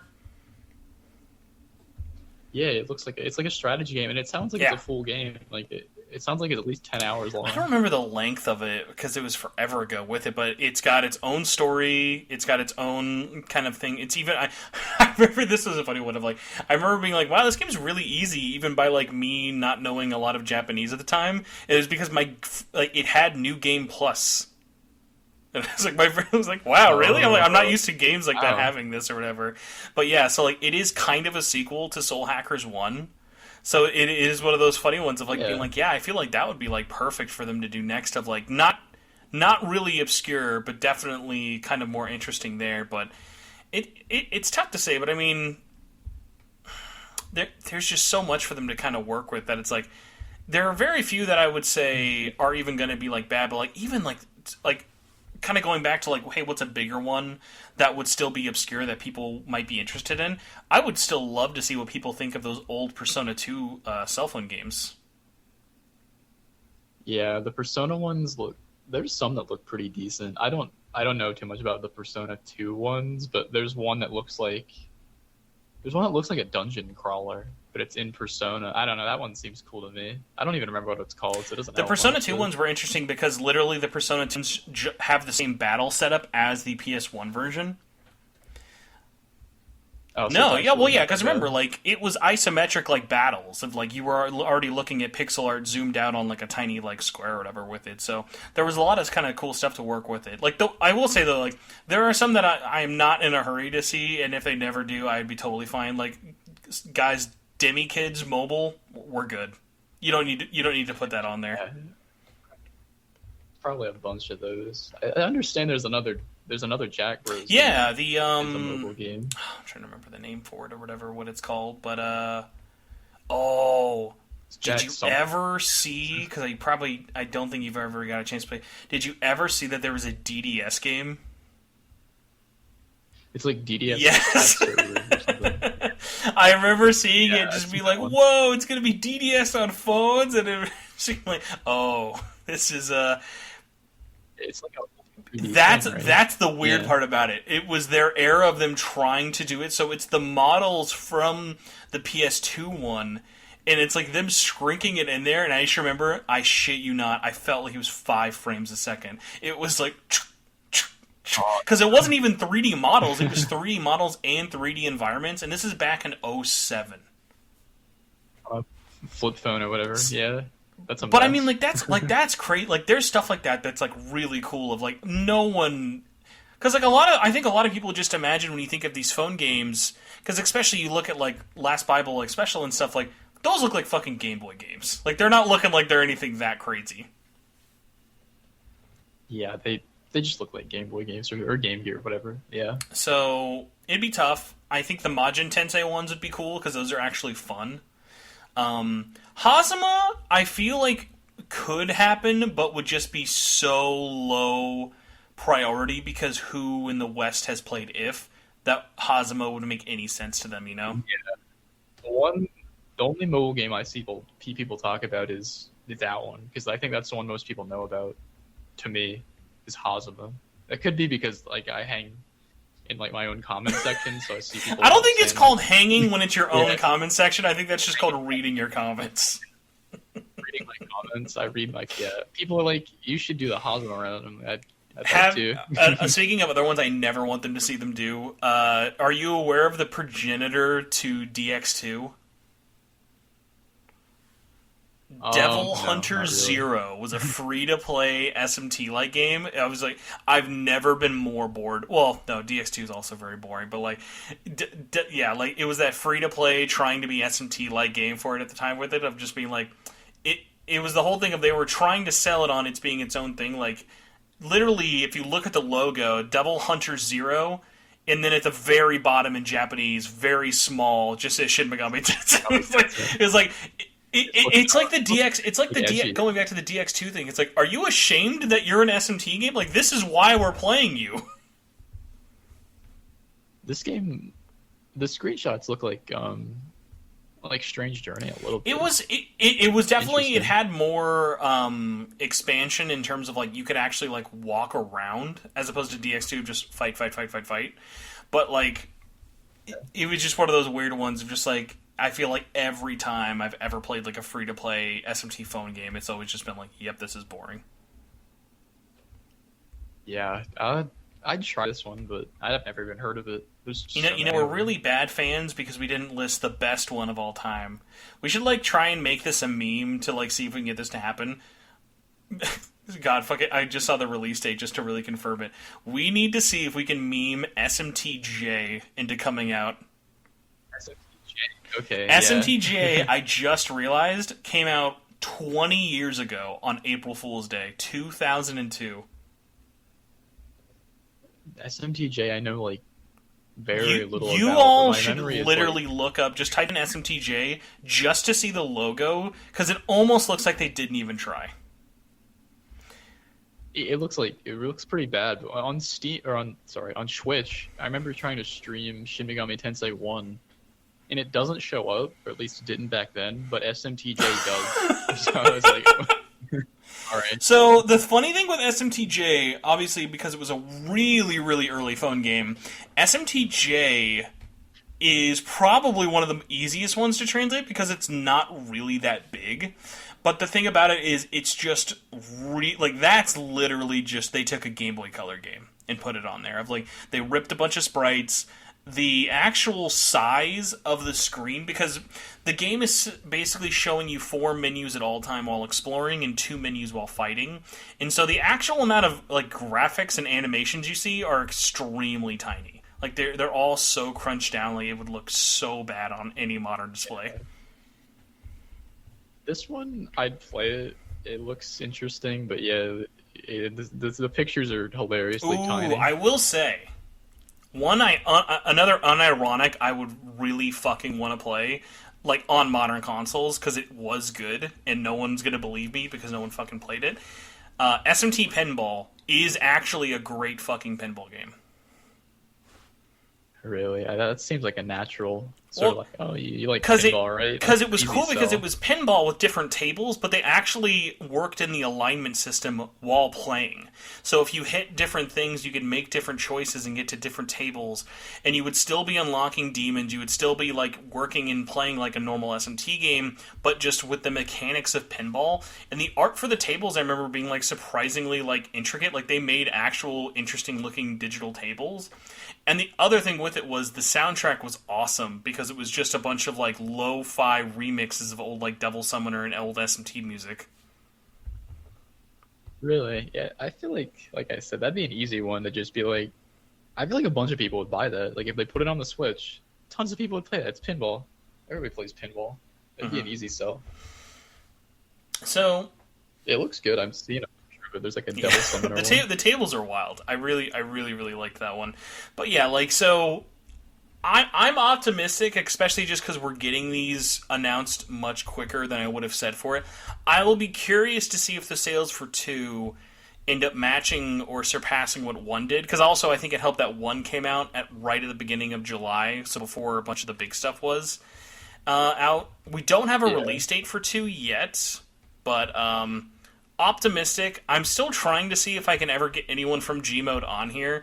As I said, they are a super small Japanese team, so it would basically, right now, the closest we could do is I could get like a Q&A where I read off their answers, which isn't going to be that exciting, but I at least appreciate that Gmode has been like very enthusiastic, because like, do you remember like they announced it as like a little video thing, like presentation for their first like Last Bible game, and I remember them even being like, wow, people are excited about us bringing this old Cellphone game. That's pretty cool. Yeah, I'm glad they got a good reception for it. But yeah, we just gotta find some poor sap to just translate it now at this point, so then we can actually legally buy it. Yeah, definitely. But what was going to be more of just a Last Bible talk, I appreciate, just turned into, hey, let's talk about weird cell phone only games or whatever for it. But I will say this. Now that, because do you have an idea where you're at with Last Bible 3 for your last video? I played the game. Oh, no, sorry. I mean, in terms of like how close do you think you are in terms of that video coming out? Oh, it's like I haven't really started making the video, so like not at all. It shouldn't take, the longest thing when making my videos is just playing the game and getting all the footage that I need. So like actually editing isn't too bad, so it won't be that long. I'm waiting for the first comment on that video. Will be, it's nice that you were able to record this one not in a concentration camp. That'll be a good comment to get. Yeah, it's like the only good one. I love Last Bible. It's pretty surprised by that. It's a good By the way, game. so what kind of like interested you of playing them all back to back to back, of just like, were you like, I've never played them, let's finally do it? Were people like requesting it a bunch? Like, what kind of brought it up? It was a game that nobody like ever requested, and I'd put it on polls. And I did it anyway, because one of the things I wanted to do when starting the channel was like a Last Bible full thing, because some of those games you really couldn't find anything about, mostly the spin-offs. But yeah, so I was like, if I'm going to play like Last Bible 1 or something, or Last Bible 2, I'm not going to just make a video called like, this is the Last Bible 2 experience. Like, who cares? So I just like, I mixed them together. It seems better to like present it that way. Just make the instead of like a one. I mean, you could have been really meta and just called the first video the Last Bible Experience, the second video the Last Bible Experience, and then the third one the Last Bible Experience. People had some like creative ideas for the naming that I was maybe gonna do, but then YouTube wouldn't show the full thing like on the suggested videos, so they would all kind of look like the same title. This guy's just talking about the same game with a different thumbnail. That's weird. Okay. So I decided I'm just gonna call the third one like Last Bible 3. Ooh, here's a weird like nerdy thing to do for this. What font did you use for the Last Bible spinoff thumbnail? The font, it was actually somebody made. Really? I was gonna say, because I was surprised how well of a match you got for that. So someone just drew that up for you? Somebody on Twitter at Lozu, Lozzu, they made me those thumbnails. They look great. I don't know. It turned out awesome. But I don't know if I'll be making my own thumbnail for the third one, or I could ask him again. I don't like to push that kind of thing, but we'll see. I'll figure something out. The game's art kind of sucks, but it's a great game. It's a choice. The game, because I'm trying to think. You haven't done a video on all the Devil Children game, have you? I haven't done it. I'm gonna be real with you, man. Like, Last Bible pushes me because it's got a lot of pretty good, like the good to bad ratio. It rides a fine line in Last Bible. Demi-Kids does not. Demi-Kids to me is like one of those ones of like, literally, you could give me a copy right now of Demi-Kids Light and Dark, and my first thought wouldn't be, sweet, let me add this to the collection. It literally might just be, I don't know, man, if I get $300 for this game, I might just give this $300 game away. Good. That's good to know. I haven't played the game before, so. It's weird. and I've talked about this in like my ranking video and stuff with it. They are only bad by comparison of what they are trying to be. And because it just feels like they're just trying to be a poor imitation of something as opposed to something original, that's kind of like the overlying mood that always like kind of is in my head whenever I play those games. Of like, you're playing it and you're just like, there's a better version of this game somewhere else I could be playing. Yeah, I feel you. There's so many of those too, so I kind of dread getting to that point. It's a lot, but then it's also like you're playing the same game with like as someone who has played all the different versions, like you're not gonna fucking miss out on the story of red version versus black version. It's That's basically just protagonist 1 or protagonist 2. Okay, yeah, maybe it's not so bad then. But I was like, there's like. I would only say like the experience of playing them isn't bad, but it is a time commitment. That's the thing. Whereas like those are going to take a lot of time just because of how many they are, how many different versions. The only thing I ever give Devil Children a shout out for, I do appreciate that they made an enhanced version of a Game Boy Color game on PS1. The PS1 version of Demi Kids I always find really funny. Yeah, I've seen that one. The soundtrack's good on there, so at least there's that. But I'm also a sucker for weird ports. Like going back to Resident Evil, like I always think of like the weirdest port nobody asked for. Do you remember when they did Resident Evil Revelations 2? It's like a 3DS nope. Revelation. Game, right? This is where it gets weird. Revelations 1 was a 3DS game, and then Revelations 2 was a episodic game released weekly, and then eventually was released on the PlayStation Vita. In the most crunchy, compressed form you've ever seen of your life. It was truly amazing. Okay, I know it's on Steam now. Yeah, Revelations 2 is solid, but Revelations is like, no, you got a lot of other big games you should play in the meantime, but like, Revelations 2 is a great game, but it was one of those funny ones of just like, hey, we put Borderlands 2 on Vita, and you're like, that's great, why did you do that, though? Yeah. Really hey man, I platinumed it, so I can't complain. I like Borderlands, but Vita, I guess that's cool.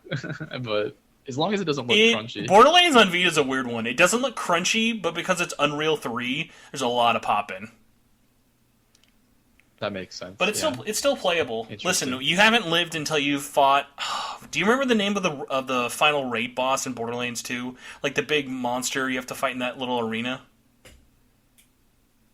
The big plant guy that comes out of the ground. Fighting him in 2-player co-op with Borderlands 2, because you can only do 2-player co-op online. But like fighting the raid boss on the Vita with 2 players online, it was like watching a slideshow. It's just like. That's fun.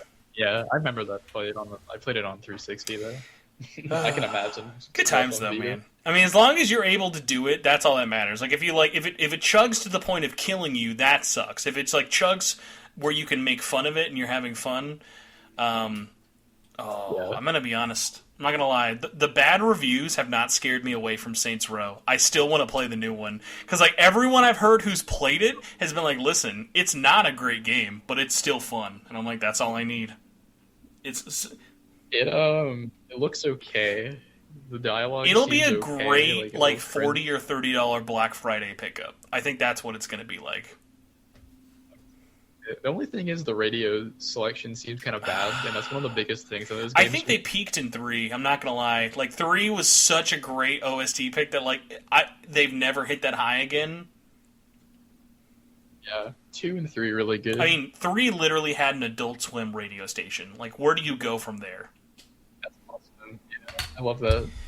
All right, we got a couple of questions, and then we got to get the heck out of here. But thankfully, we don't have too many.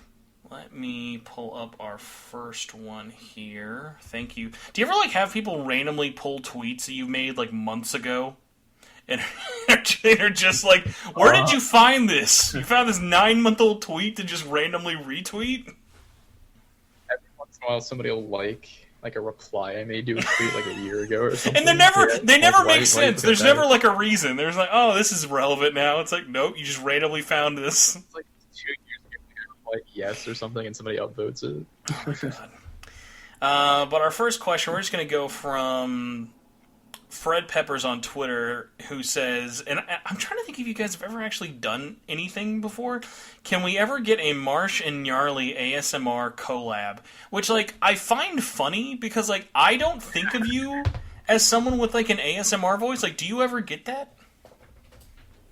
Yeah, pretty often. I don't see it either, but a lot of people comment. See, the about Gnarly that, one I at so. least understand, because every time he's ever on the fucking podcast, there's always one comment be like, God, he sounds bored to be here. Like, that's just his voice. I guarantee it. Yeah, I collab with Gnarly on his like his No, but like podcast that once, doesn't but I count think though. that's Like it. I don't count this as a collab. That's like saying that's like us going to Denny's at 2 a.m. as a collab. No, we were gonna do this anyway. It doesn't matter. Yeah, so no, I've never done anything with him, but I mean, sure. I don't know what you mean by ASMR. You know what but you know sure. what kind of collab Gnarly wants to do with you though, right? I'm sure he's made that clear to you. It's mandatory. He won't.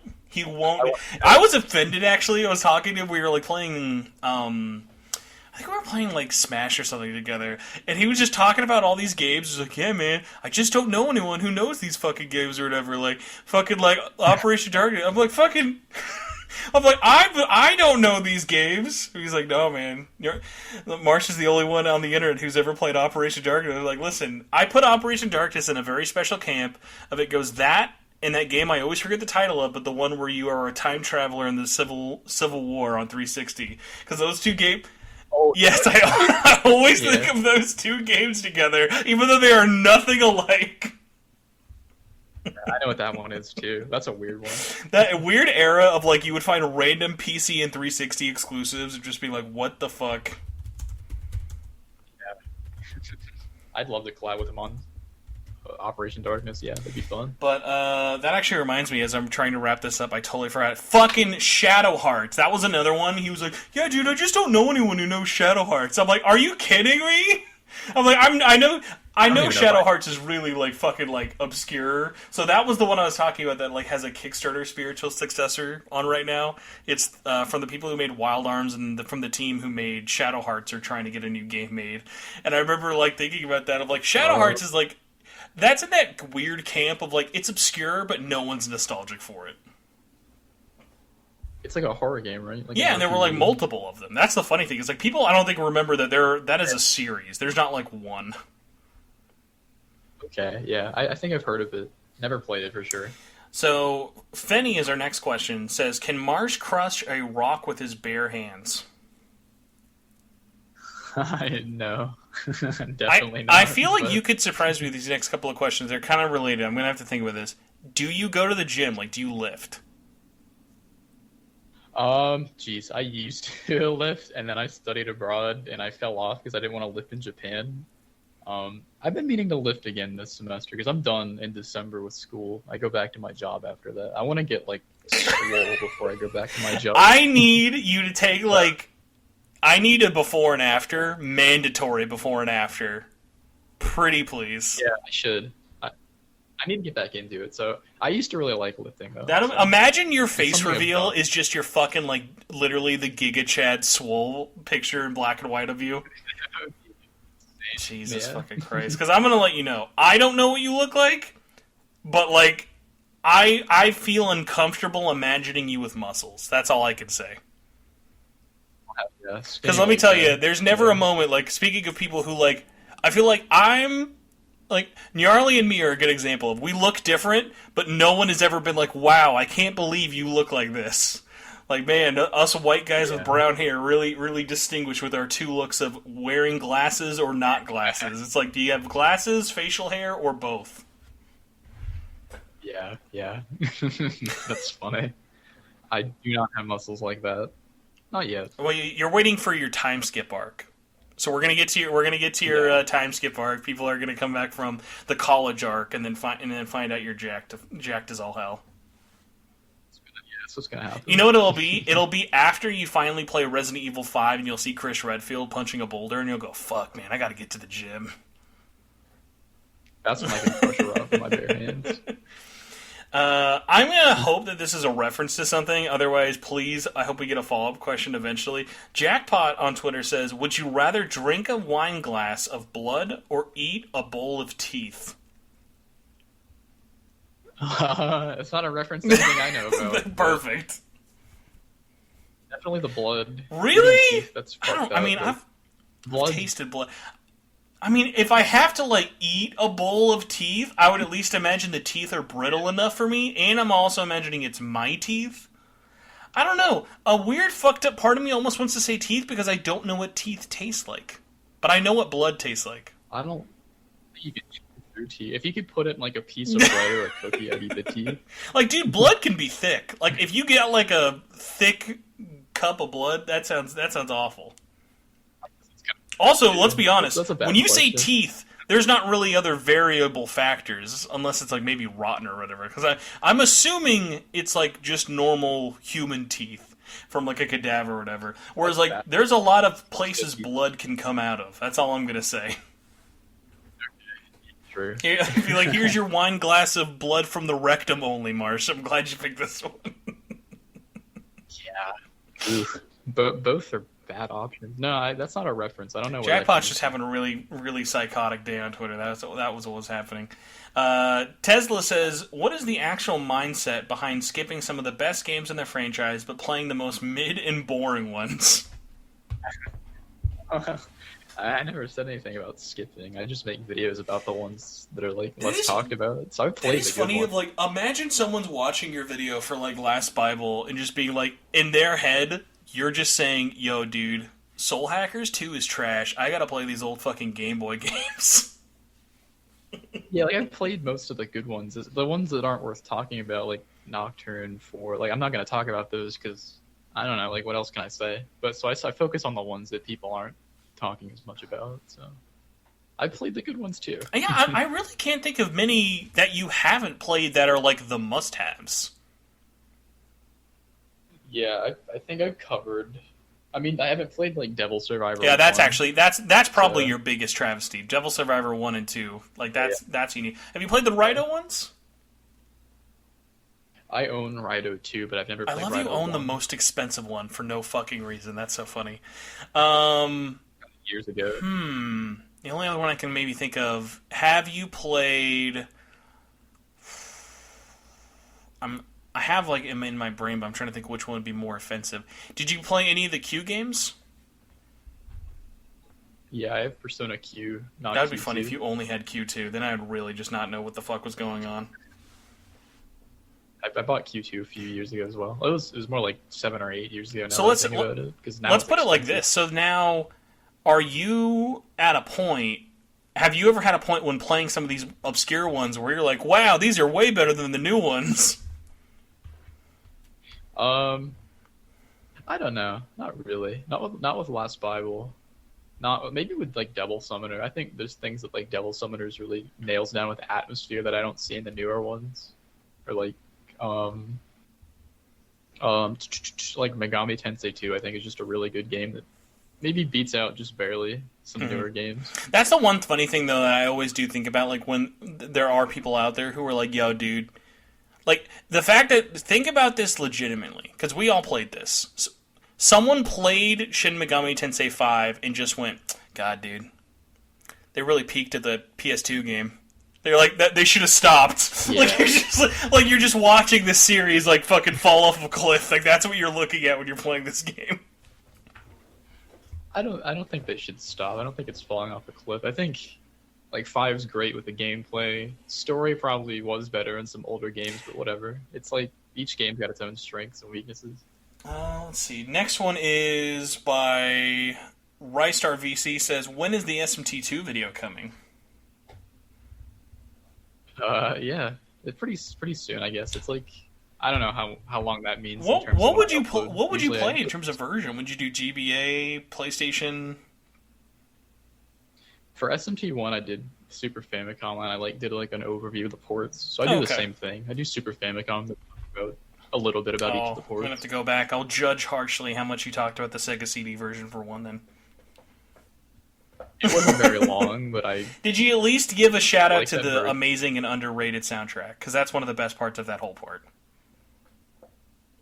don't remember if I did, but I used different. Like I used each version's soundtrack throughout the video, and I really like that one. I remember when they announced the Sega CD version was getting put out in that mini console, I headlined that with the best version of SMT, and I always thought it was so funny how many serious questions I got from people in the comments being like, is it really the best? Just because no one talks about it. It was like, it's only the best, like, as in my stupid opinion, because no one talks. Like, I'm sure there are people out there who fucking love the GBA version for its stupid exclusive, like, PvE features or whatever. But, like, it's like, I only like it because it's that weird 90s nostalgia kind of mixed with it. And, like, I always think of, like, the ugly cover art or the, like, FMV cutscenes that everyone forgets about and, like, the voice acting.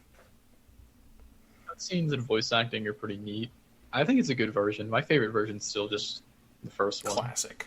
But SMT2 is like definitely on my radar for pretty soon to do. Here's a weird one that I am not sure if I appreciate or am more concerned by.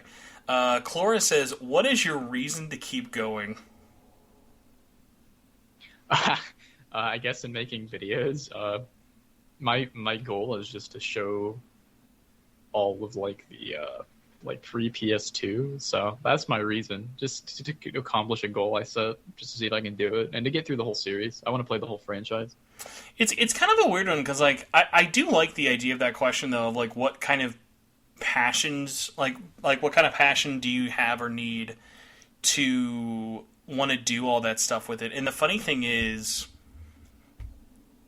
because everyone's thing is so different of, like, I actually came across somebody recently that, like, this wasn't even, like, a bad thing, but I just so couldn't relate to it. It was so weird to me.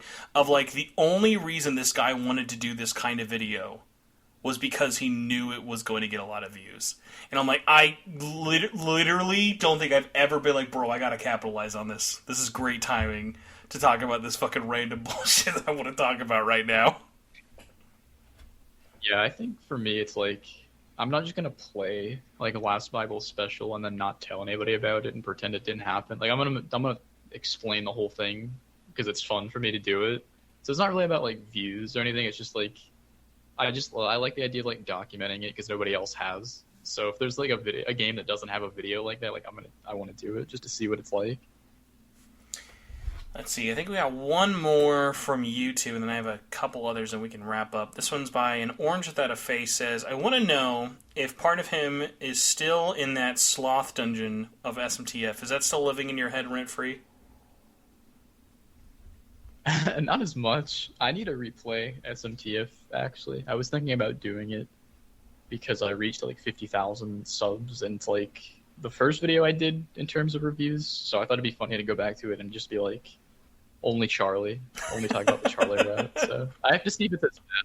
I don't remember it being as bad as some recent experiences. I do definitely think there are some things that can get definitely more like overblown from some people of just be like, this is an absolute national disaster of how bad it is. Like, I don't think it's that bad.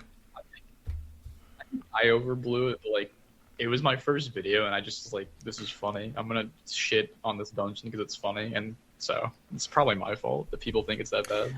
Budweiser Tallcan says, is there any SMT spin-offs that you'd want to see that are like different genres? A good example they made would be like an SMT kart racer, which I unironically would think would be funny. That'd be cool. I think maybe like a... Shit, you know, they kind of have a lot of genres. You were gonna fucking say, I bet you were gonna fucking say dancing or rhythm game, weren't you? You were like, yeah, they should really make some music games. Like an XCOM game where it's like a squad-based kind of tactics thing instead of like a Devil Survivor type. Imagine like Rhino 3, but it plays like XCOM 2. It wouldn't surprise me, honestly. That'd be funny, man. I think one that, for me, I would actually really like, that I think they could find an interesting way with it, would be make a... Like, have you ever played any of those old Dungeon Maker games? Of, like, you are the one who makes a dungeon, you place the demons, and then you have to try and stop the protagonist from clearing the dungeons. So basically, let's just call it Yahweh Simulator. That would be fun, or like a tower defense or something like that. Yeah. We'll call it Yahweh Simulator, and then people will just call it Bloons 9 or Bloons 666. Bloons 9. That'd be I want to see that now. That's a mod that I bet is somewhere fucking out there. Like how people were like, "Oh man, what if SMT was like Doom?" It's just like it is. It's out there. Don't worry. There's an SMT Toho. That's the crazy shit. Oh yeah, I forgot about that one. Lettuce Nemissa says, have you ever had any dreams or nightmares from a game that you were talking about in a video? Like, has there ever been a game that perceived so hard post making it? Like, we kind of talked about this a little bit when you were working on your last Bible one in your Joker face. But like, has any like video or game ever like gotten in your head that much after the fact? No, I've never dreamed about like an SMT game before. I mean, like 100%, like I never have. But I've dreamed about having like the quick save from Elder Scrolls, and like I can use in it life. Like I can. Like I love that it's not just quick saves; it's specifically the Elder Scrolls quick save. So you open the menu, click the quick save. Yeah.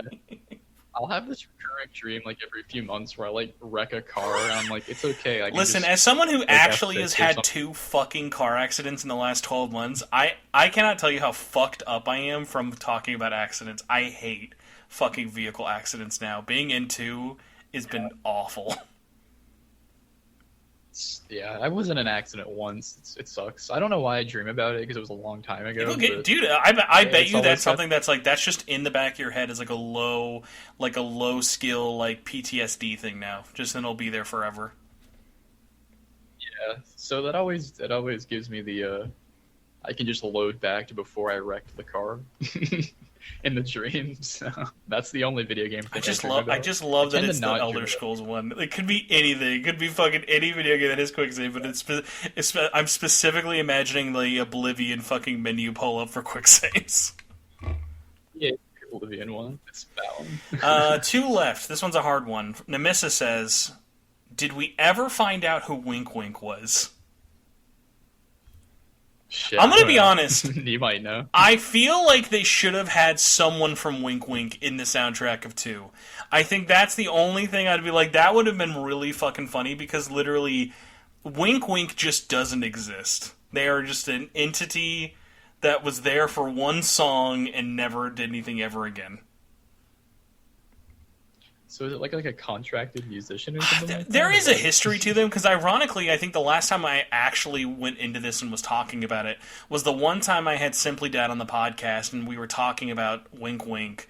And I was talking, because there are 2 famous, and I use that word very lightly, Atlus-related artists who do great work but don't ever get talked about. The obvious one is Wink Wink for the opening of Soul Hackers, but the big one that I've always wanted, even though he's a real man, and I do have his contact information, but like I swear to God, he's never been fucking interviewed, but like it's my dream to have him on, even though I'm sure it'll only get like 1,000 views. I want Benjamin Franklin on so bad, because Benjamin Franklin did so many fucking songs at Atlus that nobody knows him. And the fact that it's just some white dude named Benjamin Franklin makes it even better. Like his Persona. Yeah, he did. He did almost all the Persona songs, from the games to the spin-offs to the animes, from 3 to 5. I at least knew he did everything in the 4 era, all the way up till 5. With he did everything until Royal and Strikers, because that was when Lotus Juice started doing the writing of the songs. Yeah, I've seen his name, so I could. That'd be a cool interview. I don't even know Wink Wink. I don't know anything about that. I mean, I know it's in the game, but I never thought about like who is it. I know that's a question. Now that keeps me up at night. So that's what keeps me up at night. I think about who the fuck was this band. Like, it'll keep me up now that you said it's not even a real thing. It's just like something came together. And it's a weird one, but I will say actually, because we were thinking about this. I do know how much you have a controversial relationship with my favorite musician of all time, Lotus Juice. What did you ever play? Strikers? I was so excited to play Strikers, and I never fucking played fake it, fan. Okay, so if you, whenever you finally play Strikers, because you should play. Honestly, you should play Strikers before Royal, because Strikers is a better game. But that's just me. You have it, right? Like, isn't it on your PC? No, I will buy you a copy. Like, you just need to play. It's so good. It's really good. I like Dynasty Warriors, so I It's really not, need to well, play it it. doesn't fucking play like that. But I know why you're saying that. But yes, that's a whole other thing I can't get into. But it is very good. It's literally the best-selling and the best non-mainline game they've ever made, which makes it even funnier because it was from fucking Omega Force, which makes no sense. But I can't believe you. I'm more shocked you don't own it more than anything, because like that game's been dirt cheap before, like super super cheap. I need to play Where it. would you enjoy playing that more? Would you play it on PC or Switch? I'd play Okay. it on PC. See, if you streamed, I would say that's a Probably, good yeah. streaming game. I stream every once in a while. I streamed a bit of Soul Hackers too. Where? When? What is your name on ago. Twitch? At Wink Wink? I've never seen you talk about it's live streaming. I never posted about it on Twitter. It would flood but it would flood the chat with too many emotes.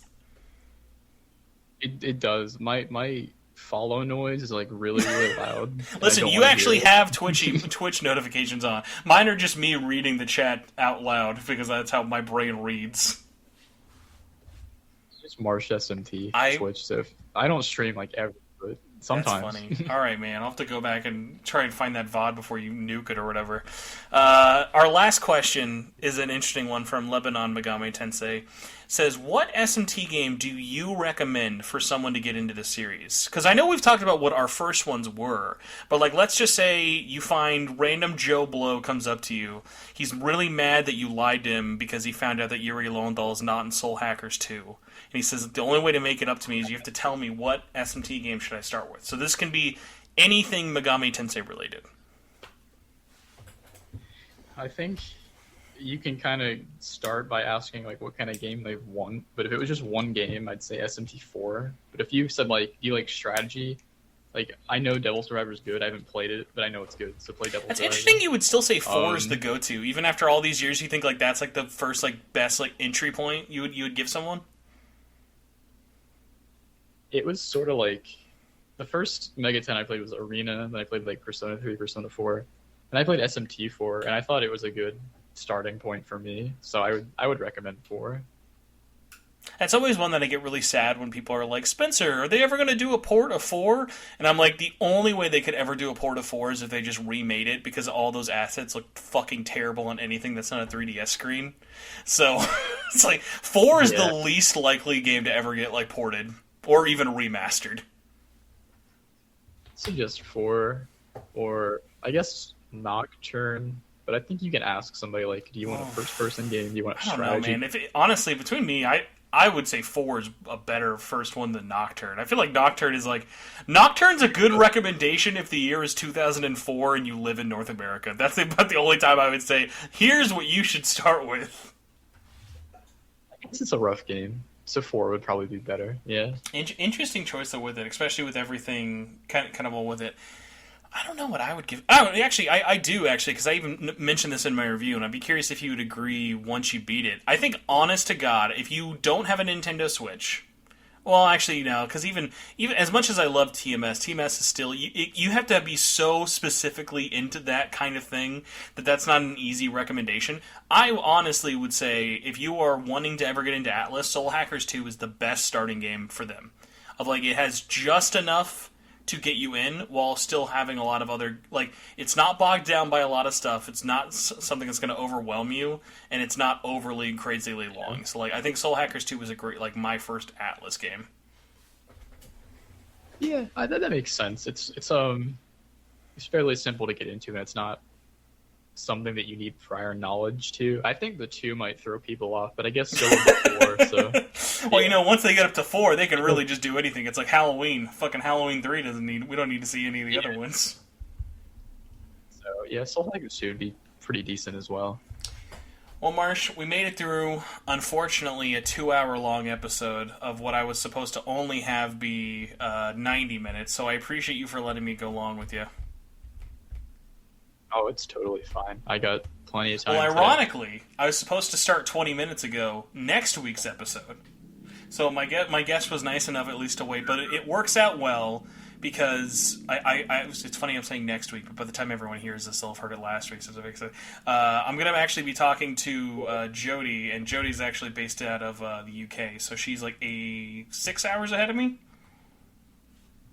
So well, nighttime. Like hot evening time at least, yeah, because it's like late, chill Sunday night vibes at least for that. So that'll hopefully be well. But thank you for coming on, man, and chatting with us. Where can people go and find you and follow you and all that stuff? Yeah, Twitter is just at Marsh SMT, and if you go on YouTube and type the same thing, something will pop up. So check those out if you're interested in long last Bible videos. I'm gonna be real, man. We need to just get the guy who what is it? We need to like explain to people the images and the fucking garbage that you post on your Twitter versus what you put on YouTube. It's like it's been hijacked by someone else. I want you to know, like, when I see your tweets sometimes, I think, do you know that this is by the same guy who does this video? Because this doesn't really add up to each other. People DM me too. I'll act totally different. Like I'll like use punctuation, act like a normal person. I'll be like, oh, thank you. That's a great person. I'll like type differently and everything. It's just like it's like a character. Your Twitter persona is like how people have video personas. Yeah, it's like a funny character to play as on Twitter, but on everywhere else I usually act like a normal person. I swear we've talked about this for like 3 years, but you really gotta finally go back to your YouTube poop days one of these April Fool's days and just go back and post one of your old fucking videos. I do want to make another one. I can't think of what it should be, but I'm gonna just have a compilation and call it Sizo shit posting, and it's just 90 minutes of all the Sizo dialogue and no one else. Yeah, I should do a Soul Hackers one. That'd be pretty crazy. It's Soul Hackers, but every time a Sabbath happens, it's just the Vine boom sound effect really loud and distorts every time. That would be crazy too. I might do another Rido dub video because that was like. How did you not call it Rydub? That's the real question I always wondered. How did you not see that pun in your face? There's a comment on there I left. It was like, yeah, thanks for the views, guys. Making more Rido content. you should go back and pin that comment. Just put that up there just to be like. Every once in a while, somebody will be like, "Oh, really? Like, where is this?" Like, it's like a great example is. Do you know who Chris Raygun is? Chris Reagan, I love him so much. Like, I learned about him through him joining a PlayStation podcast with Colin Moriarty, Sacred Symbols. And it was so funny that, like, I checked out his YouTube. And it was around the time Halo Infinite was kind of ramping up from its reveal, like the 2020 reveal. And he was doing a lot of videos. And then, like, as it got to a point where he's definitely one of those YouTube creators of he'll make 3 videos in a month or make 3 videos in a year. And it was...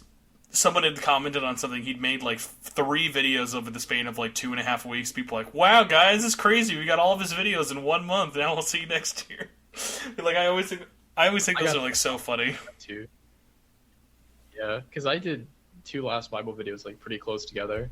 So I got comments like, "I'll see you next year." You blew your Marsh low too early. I used up all my energy. I see. Everyone on YouTube just imagines once that's done, you're just sleeping the whole time. You hibernate for 9 more months, and then you make a video, then you go back. Yeah, I don't know what people imagine that I do outside of videos. See, you have the ultimate excuse. You just say school, and then you're done. I can say school or like work or something. Yeah. Not at the gym, clearly. It's fucking scrawny guy. He's not fucking getting swole. Now imagine being like, "Where's the videos?" and you just post like a bicep pic and be like, "Here's your video." Yeah, I should. Oh, I need to get close. I can do that. Just like I want, because like I've seen people in our community or circle of people who like think they're like swole. And I'm like, we're only swole by comparison of the fucking lanky 98% of us. Yeah, no. Yo, you should check out my 20% body fat arm. I'm gonna fucking jack you over the moon with this. It works in this fandom, and that's it. Oh my god. Alright, everybody. We gotta get out of here and record last week's episode, which makes absolutely 0 sense. All the links for all of our stuff will be in the comments below. If you support us on Patreon, you heard this early, you're really awesome, sexy, and beautiful. If you listen to this for free, you're also cool. Make sure you check all of us out, and please write your weirdest comment. And that one guy who asked about blood and teeth, please explain that. I'll be thinking about that for 2 weeks, probably. Still thinking about that one. Goodbye, everybody. Yeah.